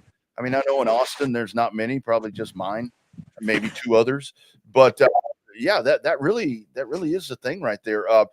Anything special? I mean, I know 2025 is down the road, but is there anything that maybe for the Fireballs, you guys, because nobody else has been able to make that stock car reinvigorated stock car class work other than y'all, including Houston, the group I'm a part of? Yeah, our rules are unique. Like I said, the idea was to make it simple for guys to come race. We knew there's a lot of old engines on shelves, like, do you remember the old double hump heads? camel humps, you know, Oh man. your 461s, Yes, sir. 462s, 502s, Damn right. 291. I mean, I've been racing for a long time, Yep. so I know all those. They're just on Oh yeah. shelves. I just bought a set ready to go the other day for $250. Well, guess what? Oh, You can't run them in any other class hardly, other than, you know, and- street stock or an IMCA stock car, but they all use aftermarket stuff too now. But Yeah. it's just a cost-effective class. It's still racing. It's still expensive, but it's one of the lesser cost-effective classes. And put them on a cheap tire. We Yep. have a 6,600 RPM rule, and I think that helps a lot. It even feels guys. So Mhm. set of rules. We've got to sharpen our pencil in the off season. We're gonna have to, you know, we're learning. So with this class, so there's a few things we're gonna, you know, sharpen and make it more black and white. But it's not gonna be much. We're gonna do our best to not cost the racer money, and you know, keep it simple and clean. Absolutely. So Ray, I remember when we had you on for the inaugural DTK Classic, if you will, Memorial, and now you guys are on year number 6, and this is the event. Y'all put a lot of effort into a lot of events, but this is the one that y'all seem to really want to be the most successful. Obviously, you got that big race coming up the first weekend in December, right? But it just seems like the DTK is that's the one that means the most to you guys throughout the year. So talk about how that race has evolved over the last couple of years from, you know, when we talked about doing the first one till we go into year number 6. Yeah, sorry I'm distracted. I have a late model pulling up unexpectedly. Didn't even know anything about it. Oh damn. How cool Okay. is that? Oh man. uh, I love it. I missed part of your question, but I think we're just talking about the difference between DTK 6 and how much work we put into it. Yeah, pretty much. Man, Yeah, we have from the done a lot. inaugural one to now. Oh, well, the inaugural one, man, you know, our facilities, I feel like, have improved by leaps and bounds. It's still a redneck hillbilly track, right? But we try to It's the always best keep team. it clean. We try to keep it clean. We try to keep bathrooms clean. We got air conditioned bathrooms.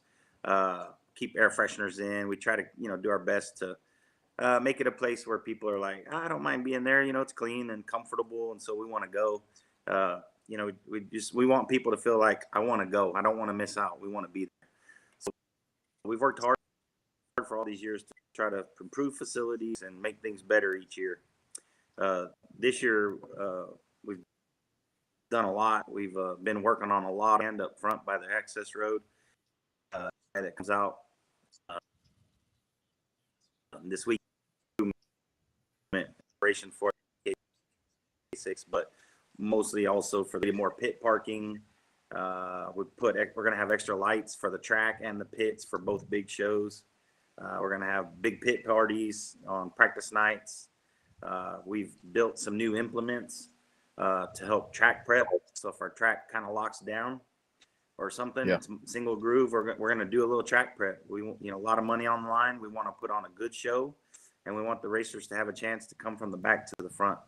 And that's our goal. We want to put on good racing because that's what matters the most for the fans, to see some passing going on. Yeah. The DTK this weekend, and quickly, I do want to touch over with you with that December 5th through the 7th, the Texas Showdown at I-37 Speedway. $10,000 to win for the IMCA modifieds using IMCA rules. Limited modified 6,500, and then factory stocks $1,000 to win. That is a massive December show. Ray, how did that all come together, especially with the modifieds? Was it a lot of that you saw stems? Because y'all had great stems fields. Was that something where you said, man, let's do a big IMCA show? Yeah, definitely stems. You know, we've got some great partners. All this wouldn't be possible without Mike Terry. He behind it, as well as Steve Whitaker Jr. wanting to do something big for the modifieds. When he ran South Texas Speedway, I think it was him and XR maybe worked together on a big modified race. I think it was in January, but they had good results, you know, pretty good car count. It's like, man, we can put on a big race and try to draw a lot of guys from the Yankee states, as I call it, snow states, and give them a place to race. You know, they're kind of shutting down already, so they'll be itching in about 30, 45 days to get out of the house and go do a little racing. And so we just think it was an opportunistic weekend and time, and throw a bunch of money out there and hope to hell we get some support, because we're going to need it. Yeah. You know, it's a lot of money. I think we have 55 to 60K on the line when we're around there. When you go add it all up, that's a lot. It's a big risk and gamble, especially for hillbillies like Mike and I to throw out there. It's risky. Like, you know, we're really hoping we get cars and people to show up. It's not, you know, we need the cars obviously, but we need people to show up. We need them to show up to, you know, seats and buy the general admission tickets and buy some concessions and just be there and take it all in. You cannot. I love Race On, right? Got me breathing. I love Race On. They have all these tracks. Nothing beats it. You can't get the noise. You can't get the smell. You can't get the whole realm of everything unless you're there. And so we really need people to show up. And we want them to show up so that we can grow this too. We want to make it bigger. Yeah, for sure. I know. It's one thing to have the race. Yeah, go ahead. It's one thing to have the race on, but it's you're right. You can't beat being there in person. Like I said, the sights, the smell, the sounds are something that you can't get sitting behind the TV. But in terms of the overall, we've talked to you long before the streaming aspect of it. Is it almost a necessary evil now to have a streaming service at the track for the, you know, maybe just because you try to get exposure, you know, to get more people to come out later? Or is it, I mean, what's your take on streaming now after all these years? I still like it. There's a lot to it. I feel like you get the aspect of rewatching races. And as a racer, sometimes you get film that helps you. As a promoter, sometimes you get to watch things. You catch mistakes you made. It helps you. It helps grandparents, people that aren't in our area that cannot physically make it to the track. Now they can watch the races and support their, you know, family or friends or whatever, right? So all that's great, but we can't lose the aspect that we still need to show up to the facilities and support, because that's what matters. It is just a better experience. Race On, XR, Flow, and everybody will tell you, hey, go to the track. You know, I want you to go to the track. But if you can't, I'm telling you, like, I went to I was able to go on the practice night and the first race qualifying night to hear the motors of these rides, you know, like 650, 700 horsepower screaming and just, you know, impressive. Like, you sometimes you can hear one guy's motor. Like, I could tell Jake O'Neill was wound up at the top and he was screaming and just so much rap, like a John usually is. But anyway, yes, it's just impressive. You know what I mean? You can't hearing it through a TV. I watched Flow the other night, and you can't hear those 900, 800 horsepower late model through the announcer's microphone. You know what I mean? You just don't. And so nothing beats being there. Still need to get out to the tracks. You need to keep it going, people. We need to support racing and keep it alive. Yeah, and you can't smell it. That's the other part. No smells right there. Ray, so before we cut you loose, man, and let you figure out what the hell you got a late model doing over there, remind folks what DTK is, what DTK means, because I think that when you talk about memorial race, you get a lot of memorial races, but this truly is a memorial race for some really, really special people. Yes, sir. And don't let me forget to touch on a young man. I need. Yeah, go right into it. Doyen Torres, and Keelik. It's a memorial race in honor of our fathers, who all of our fathers got us into racing of some sort. Johnny was circle track racing. I was circle track racing. Mike Keelik was drag racing. My dad was actually a professional drag racer back in the 60s. He was one of the in Texas to go over 200 miles an hour in a funny car in Texas. But nevertheless, I was a young guy, and I was kind of running the streets a little too fast in my passenger vehicles and shit. And he was like, dude, enough. We gotta corral this and get you on a track and make it safe, you know? Yeah. So we did in 1994. And luckily for me, we started that in spring of 94. And my father passed away in the fall of 94, unfortunately, but I kept it going. It's hard for me to give it up because it's just part of me that I don't want to let it go. And I think I speak the same for Johnny and Mike. They just don't want to give up racing or be without racing in their lives. We don't want to have that we don't want to miss out on the everyday connection we have with our fathers in racing. Right. I love that. Yeah. Love that. Yes, sir. Go ahead. Whoever you had that you wanted to talk about. Yes, sir. There's a young man. I might be saying the last name wrong because it's different. Liliver or Leievr, and I'm probably butchering it, but he's a young man in need of some help. He has gastroparesis, and it's a gastro problem. His gastro system does not function right, and he's in need of some assistance. And he's one of our racing fans, and he's a huge racing fan. He comes out to the races, and he's connected to tubes, and you know he's got a tough life. This young man going on right now, and he's already tried a few specific medicines, and they haven't done what the doctors needed to do, and he's fixing to try another one, and it's very costly for his family. And we just want to try to support him and raise some money. So Friday night, I think it's $3 off of our general admission price tickets. Going toward each admission ticket we sell is going to go to the young man. I'm going to match it. My company 3D is going to match that no matter what it is. I don't care. 1,000 people. I hope it costs me a lot of money. You know what I mean? Because I want to help out. I'm also encouraging racers to bring T-shirts that will fit him. I think he's a youth size large.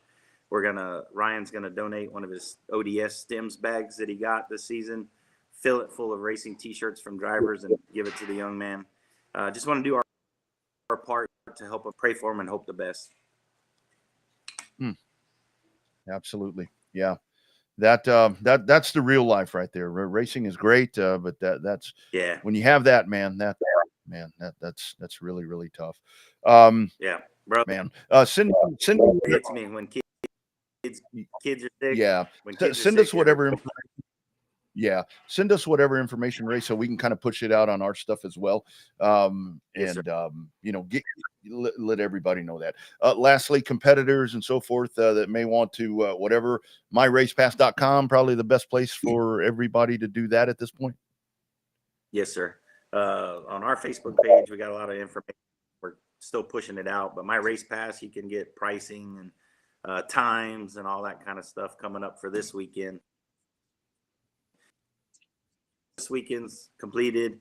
We're encouraging drivers to pre-enter, take advantage of some discount, and we're going to try to do some Racer Pro, get fans excited of who's coming. So please, guys, update your My Race Pass. Use it. It helps the announcers, right, Bobby, Rodney?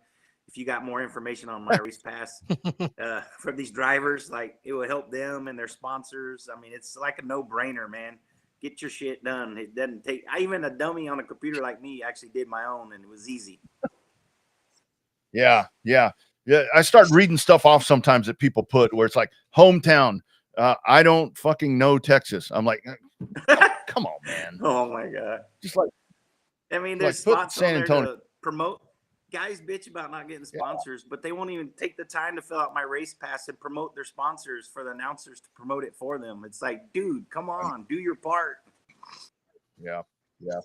No doubt about it. No doubt. Oh, here we go. Got to pull this up. Your wife helped you. Come on, Ray. Hey, that's all right. Hey, it's like asking for directions. But look, I did most of it, and she better back me up on that. But my wife's a saint, man. She helped me. She helped me log on to this thing too. That's why I said send it to my email. But I got the best. Ray typed in RAY. Hey, I gotta get you to ring the bell. My wife and I will be married 30 years this November 23rd. I don't know how the hell she puts up with me. Oh, that's what I'm wondering. Damn, man, that is awesome, man. That's a saint right there. That is a Oh, yeah. saint indeed. I think we're all married to saints, as a matter of He's fact. the sweetest. That's awesome, man. That is awesome. All right, my man. Good luck this weekend. I know this is a special one. I know you're going to have a packed. You're going to be packed this weekend. I don't think weather's going to be an issue. I think you're going to be just fine. So, looking forward to it, man. I think I may get to come see you guys in December. Go watch the action right there because I am not going to Pensacola. So, yeah, I think that'll be a cool event. I like to hear that. I want to see local people come to San Antonio, to our racetrack in Pleasanton. And, I know the dome's big and I get it, but like if you ain't going to the dome and get your butt to our racetrack, that's the only way we're going to make this thing work and make it grow. That's right. That's exactly right. Got to keep it going. All right, Ray, as always, man, thanks for the time. We'll do it again before the big one. Definitely do it again before the big one. And thanks for all your time. You bet. Take care. Yeah, let's pray. There he goes, Ray Doyon. They very much, I think we talked about it. Hell, was it today or was it last week? Where they've got their synergy like Cotton Bowl, to where it's like, man, they've got. I mean, their stands are, and they have that. They've done. He says redneck racetrack or whatever, which I guess it is, but for what they started with. They've done a hell of a job. And that's honestly one of the main reasons I want to go down there. I like to see how these tracks have progressed because there's a lot that I haven't been to in a long time. Yeah, well, I hadn't been I-37 in a hot minute, but all the stuff that they've done, at least from the pictures we've seen, they just put in a new catwalk deal on top of a container. That was very popular that they put in to help watch the races. So I don't know, maybe we'll work out a deal. We can go down there and do a big pre-race show on Saturday. Shit, no, I don't want to do that. I want to go drink beer all day and watch races. Well, you can drink beer during the show like normal. Oh, yeah, well, that's true. That is very true. I guess I could do that. Yeah, we'll see if we can come up there with that one. That's going to be a big one. December 5th through the 7th at I-37 Speedway, the Texas Shootout. Do want to touch on a little bit of NASCAR before we jam out of here, Bobby. I know our Racing America folks are probably still in shock after all of that that went down yesterday in the NASCAR event. But before we do that, all that My Race Pass conversation that we were having, here's a little word about how My Race Pass works. Super easy. I highly recommend you download it. Here they are. Welcome to the My Race Pass app, the #1 app for motorsports fans. We want to make sure you get the most out of your My Race Pass app experience. With your new free account, you can use the My Race Pass app to see race day information, including event entries and official lineups and results for over 600 organizations across North America. You can also see track information and purchase online event tickets for select tracks. With your free account, you can also search for a track or series on the My Race Pass app and favorite their profile to receive news and race day notifications on your mobile device. To see more information and to see which app subscription is best for you, be sure to visit getmrpapp.com. My Race Pass, the ultimate racing resource. Yeah, that thing is pretty kick-ass. There's no way around that right there. I mean, Race Monitor is really good. I mean, but that right there, I think more for like what Race Monitor is good. I think for like race teams, where you just want to see times, you want to see all of that, different loops and all these different things. But when it comes to like, if you really like race, talking about with sponsors, hometowns, I mean, lineups and all that, My Race Pass is the only way to go. And they got some kind of new announcer set up too, where you can they work out some kind of deal where you can get the announcer feed, kind of like Track Tune used to do. Oh, nice. Very good. Well, I mean, it makes a lot of sense because for whatever reason, some people like to hear that stuff. So anyway, good stuff. Again, those dates, it is with I-37, the DTK is this weekend, starting Thursday. And like Ray said, those Thursday practice days and so forth that they've got pit parties, barbecue, all that stuff. So that's, 21st through 23rd is DTK. And then December 5th through 7th will be your Texas shootout. And we will talk to Ray about that one because that's going to be, it's going to be a big one. It's going to be a big one. $10,000 to win. All right. So over to NASCAR. So what'd you think of that yesterday? I mean, that Tyler Reddick, to me, I've kind of been watching the Tyler Reddick pass on loop, and I'm like, okay, that's something that people need to hang up in their race shop, or that they need to have that video on their phone, because that is how you race. That's how you race. You size up the move, and then you just go balls out, and never got close to the guy. And to Blaney's credit, he didn't drive up on him. Of course, as high up as 45 was, if 12 would have turned up, they would have both been in the fence. But man, Blaney screwed that up by going too low on the last corner of the last lap. But the problem is, the one thing that was missing that I noticed on that, we talk about the sound and being there. I wonder if they could hear the sound of Reddick's big balls bouncing off that outside wall when he drove in there as deep as he did.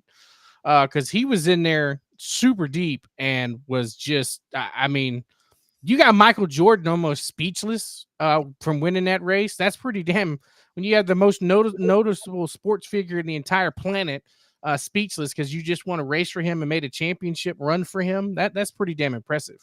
I was listening to Channel 90 today, and somebody, I don't know if it was a listener or one of the hosts, that made reference to the Chastain at Martinsville, and they were talking about this was almost as impressive as Chastain. I'm like, no, it's actually more impressive because he didn't just ram it and ride the wall. Yeah, he wasn't leaning on the fence and just whatever. I mean, he stayed off the wall and just like you said, I mean, it was balls out. I mean, to me, and going a hell of a lot faster.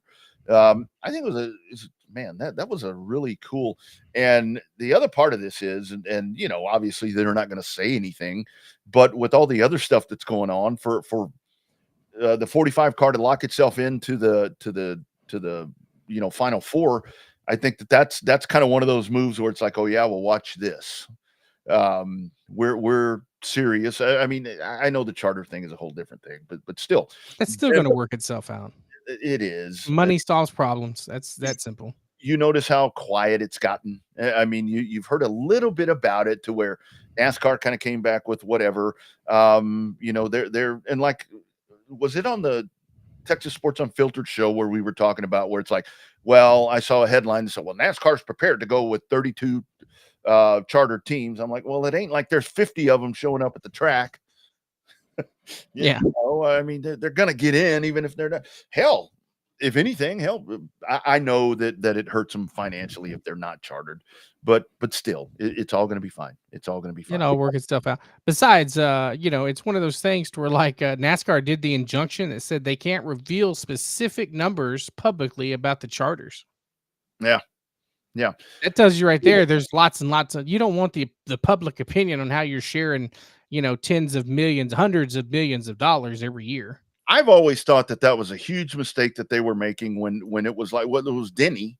Remember when we did a show when Denny bought a charter and it was like he paid X amount. It's like, I don't think people need to know that. I mean, that doesn't need to be that. I know with NFL contracts and MLB contracts and all that, everything's open information or whatever. But when it comes to that's a very detailed, very expensive business dealing. I don't need to know that. Quite frankly, I don't give a shit. It just pisses me off when I hear that, if anything. But it'll be interesting to see. But for the championship in and of itself, so you got Logano in there and you got Reddick. I don't know. Bell seems to be sitting in a pretty good spot. We're going to Martinsville. I think it'll be Bell in one of the Hendrick cars. Which one? I don't know. Maybe Byron. Byron will probably win Sunday or whenever they race over there.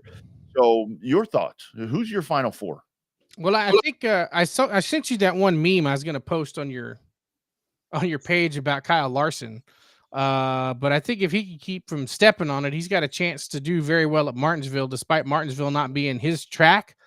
Byron is the defending race winner. So it'll be interesting to see which one of those three Hendrick cars. We've seen Chase Elliott win there before in 2020 to get to the final. So he was good yesterday. It was Hendrick's. It's going to be Hendrick's race to lose with three of the four guys. But we saw last year Blaney won at Martinsville to make the race.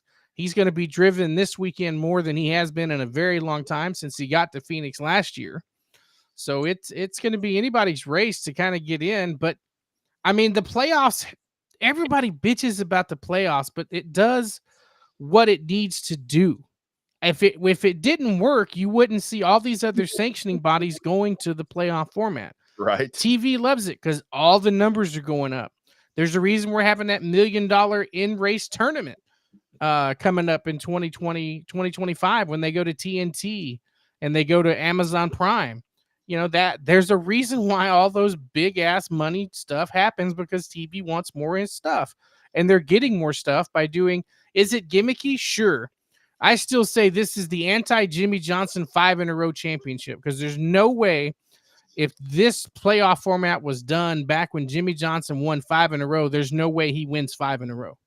Mm-hmm.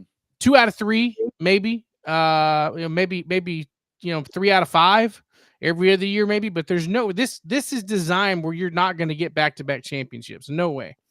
If it happens, you talk about pretty damn impressive. That's pretty damn impressive. And because during that era, I mean, during that time when Jimmy was doing that, I mean, they tried every damn thing else, it seemed like, and it never worked. So yeah, and the other part of it is with the season that NASCAR runs, I think, and especially with newer race fans that are now NASCAR fans, or even if you're not a huge hardcore new NASCAR fan, but you enjoy watching NASCAR racing, I think what this really affords NASCAR is the opportunity right now, because I mean, on Sunday you've got all this time of year when you're in championship time, you've got the NFL that's going on Sunday.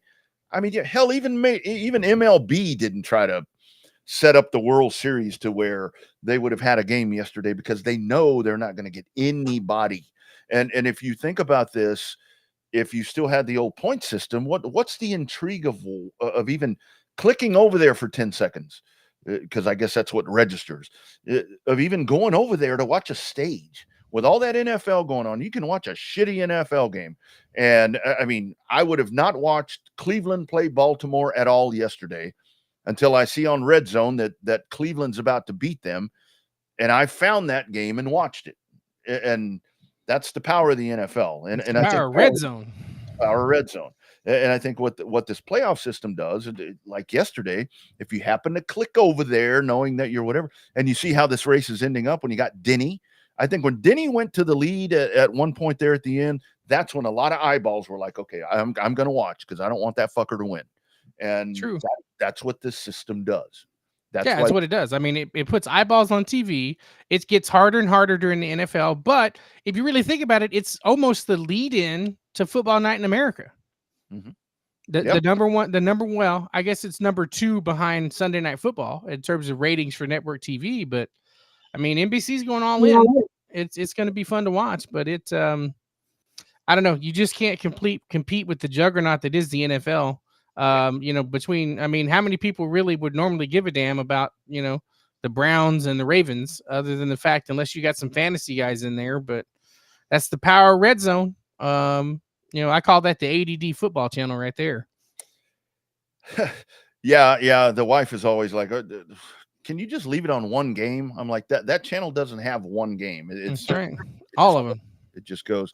14 minutes ago, Matt Weaver, a good friend of ours there, posted at Matt Weaver RA with that Hoosier racing tire thing that we showed at the first part of the program. He said in his quote there, it says, a Hoosier representative was recently physically assaulted by an unknown person after a tire test. I figured it was all verbal, to be honest with you. Gee. Damn, that's a little out of control. I mean, and the other importance of Hoosier, Bobby, the dirt tracks need them. I mean, the dirt late models and all this, and hell, not to mention all our factory stock people. I mean, you get Hoosier. We need them. Don't be messing with them. Don't be talking shit about them, and don't be assaulting them. There's no need for that. World Classic at Cordele yesterday. Michael Hine gets him a crown jewel. Good for that dude. That's a really, really good dude. He wins over Johnny Sauter, Connor O'Kresick, Stephen Nassie, and Seth Christensen. And I think that is it. Man. Yeah, keep a lookout on Adam Stern's Twitter page or X page. Because he should be. I'm surprised it's not posted yet. I was trying to see how well NASCAR did against Formula One in Mexico, because there was a lot of crossover time for those 2 races yesterday. So I'd be interested to see how that went over, especially since Formula One was not. It was dominated by Ferrari, but yet that wasn't the overlying story of that race. It was Verstappen stepping on it and getting into it with Lando Norris. So that was the overlying with the 10-second penalty. So that I'm interested to see how that's going to all shake out. Mexico race was racy at times. It looked pretty good. And oh, by the way, for Coda, I mean, I think what race was that? NASCAR beat him by 1 million in viewership, and that's 2 o'clock Central on NBC. Oh no, on ABC. Yeah, head to head, both on network TV. So there you go. I mean, it's still NASCAR's world, and they really do drive everything. And you know, I think this championship, I would only suspect that with everything that we've seen this year, that championship race in Phoenix, have you seen people already calling, let's move it to Homestead. Let's move it back to Homestead again because of that race yesterday. Homestead, Vegas, and Miami, or Homestead, Vegas, and Phoenix is where they want the last 3 races to rotate. Mm-hmm. Do you see that there was where was it? Either Vegas or Miami for Formula One, that there's a little bit in Vegas, I think, talk of moving the Formula One race from that street course over to somehow encapsulate it into Las Vegas Motor Speedway. I don't think they leave the strip though. I don't see them leaving the glitz and glamour of the strip and the spear. I think what they figured out with that is it was a grand idea, but a bitch to pull off. That's right. Especially with the people of Las Vegas hated it because they kept having to repave everything. Yeah. I mean, it 6 months before the race starts, you got everything closed off for paving and building suites and all that shit. It stops everything that generates that city. And that will continue. I mean, it's going to continue. You know, I posted on Facebook the other day when I was going to Corpus. I was out on 130 and I'm driving and I'm sitting in 1 lane traffic because they're repaving it yet again. It's not obviously very big difference here, but those streets are not built for that high speed stuff that they're doing right there, as to where the tollway was built in a very cheap fashion to get dollars rolling in to taxpayers, but from taxpayers. But that's a different show that we can have that conversation. They're always working on that damn thing. Well, that's because it wasn't their design. It wasn't designed to stay long. It was designed to line pockets. I, for the life of me, cannot figure out how they have. There are still construction projects that were under construction at the time before when the tollway was started. That tollway got done fast, man. That son of a bitch went, I mean, boom, and it was there. And then miraculously, 6 months later, there's a Formula One announcement right there off of Toll Road. Oh, man. Funny how all of that politics. Funny how all of that works. You guys all don't forget to go out and vote. That's oh yeah, we'll have a show before that. We'll be Monday. We're Monday. The college football playoff is Tuesday. And then the playoff rankings is Tuesday, and then Tuesday night is when we find out the next president of the United States. Oof, yikes. I will tell you guys one thing. Jeff Howe, that follows the show, that follows Wags and I on Texas Sports Unfiltered, he always makes it a point where, I mean, obviously I know the president thing is the one that's going to get all the attention, but when you go out and vote, do some good research on your local and county elections and bonds and all that, because that's really the stuff where, I mean, because that's going to impact us here, like at home, local stuff. So do some research on that. If you've got school board stuff, we got some major school board, Round Rock ISD stuff on the ballot in Round Rock, and it takes a lot of research because they got a lot of school bonds up there to pay for a lot of projects, including a lot of it stadium stuff, and it's got people in an uproar about that. It's like, why should we spend, talking about like Kelly Reeves? It's like, why does that place need renovating? That place is old now. I mean, isn't that weird to think about when you think of these super stadiums? That was like one of the first ones, man. One of the first ones locally, yeah. Yeah, it's crazy. Like Burger's still there in Austin forever. You talk about an old ass ancient place. That Burger Stadium's right there with it. And that's the bad thing about it when it comes to like Burger and House Park in Austin, to where Austin ISD just has no. I mean, they have no money, they have no resources, they have no participation, which reflects all of that. And it's like folks hear Austin and they're really surprised when I talk to some high school football folks connections. And it's like, what are the best school in Austin ISD is an inner city school in East Austin. And they're like, what? When it comes to Austin, to real Austin, let's take Lake Travis and all them out of there. But I'm like, yeah, it's a school on the east side of Austin that's not the most enticing place to live. That's your best. That has 30 players. That's your best team. Yeah. Jeez, what a mess. What a mess. Fun show. Good conversations. Good conversations. Monty, Zach, a little nasty, and of course Ray. You guys get out to the DTK this weekend and enjoy that action. Yeah, it's gonna be a lot of fun. Hell, I may try to go because our UTSA game kicks at 11 against Memphis. So hopefully I won't be able to kick anything. I told you about that where I got pissed off and kicked the couch, damn near broke my foot. Oh shit. You like me in that great video that they send me of the Mexican guy punching the TV all the time when the Cowboys lose? The wife was happy that I didn't have anything to throw at the TV. Yeah. They blew a 35-7 lead at halftime and lost 46-45 with a touchdown with 45 seconds to go in the game. I was not a happy camper. My foot's still bruised and purple, but luckily it didn't break it.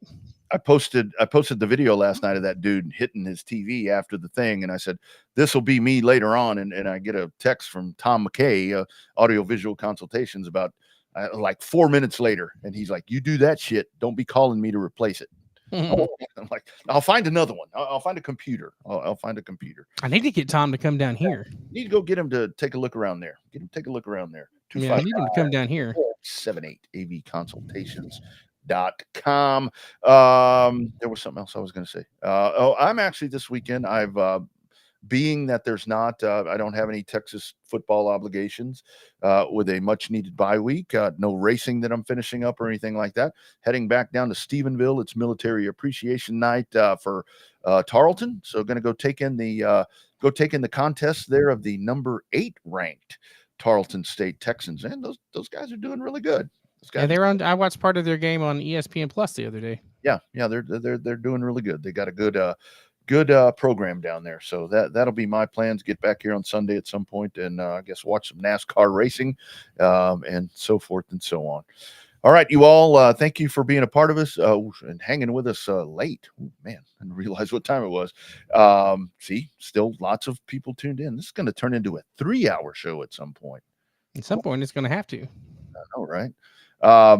Once again, back in the Monday time slot, that will be the plan as always, and unless there are some circumstances, but like reviewing numbers, whether it's Thursday, whatever, those seem to work out well as well. So anyway, thank you all for doing this with us. We'll do it again next Monday. Bobby Chaffee is down south. I am Rodney Rodriguez. I am in the northern part of this Austin area, and we do it every Monday at 6:30 p.m. Central. This is #Real Race Talk. It is the Revved Up Sports Show. You all have a great week. Enjoy your racing. Find a racetrack near you or a streamer, and we'll see you next Monday.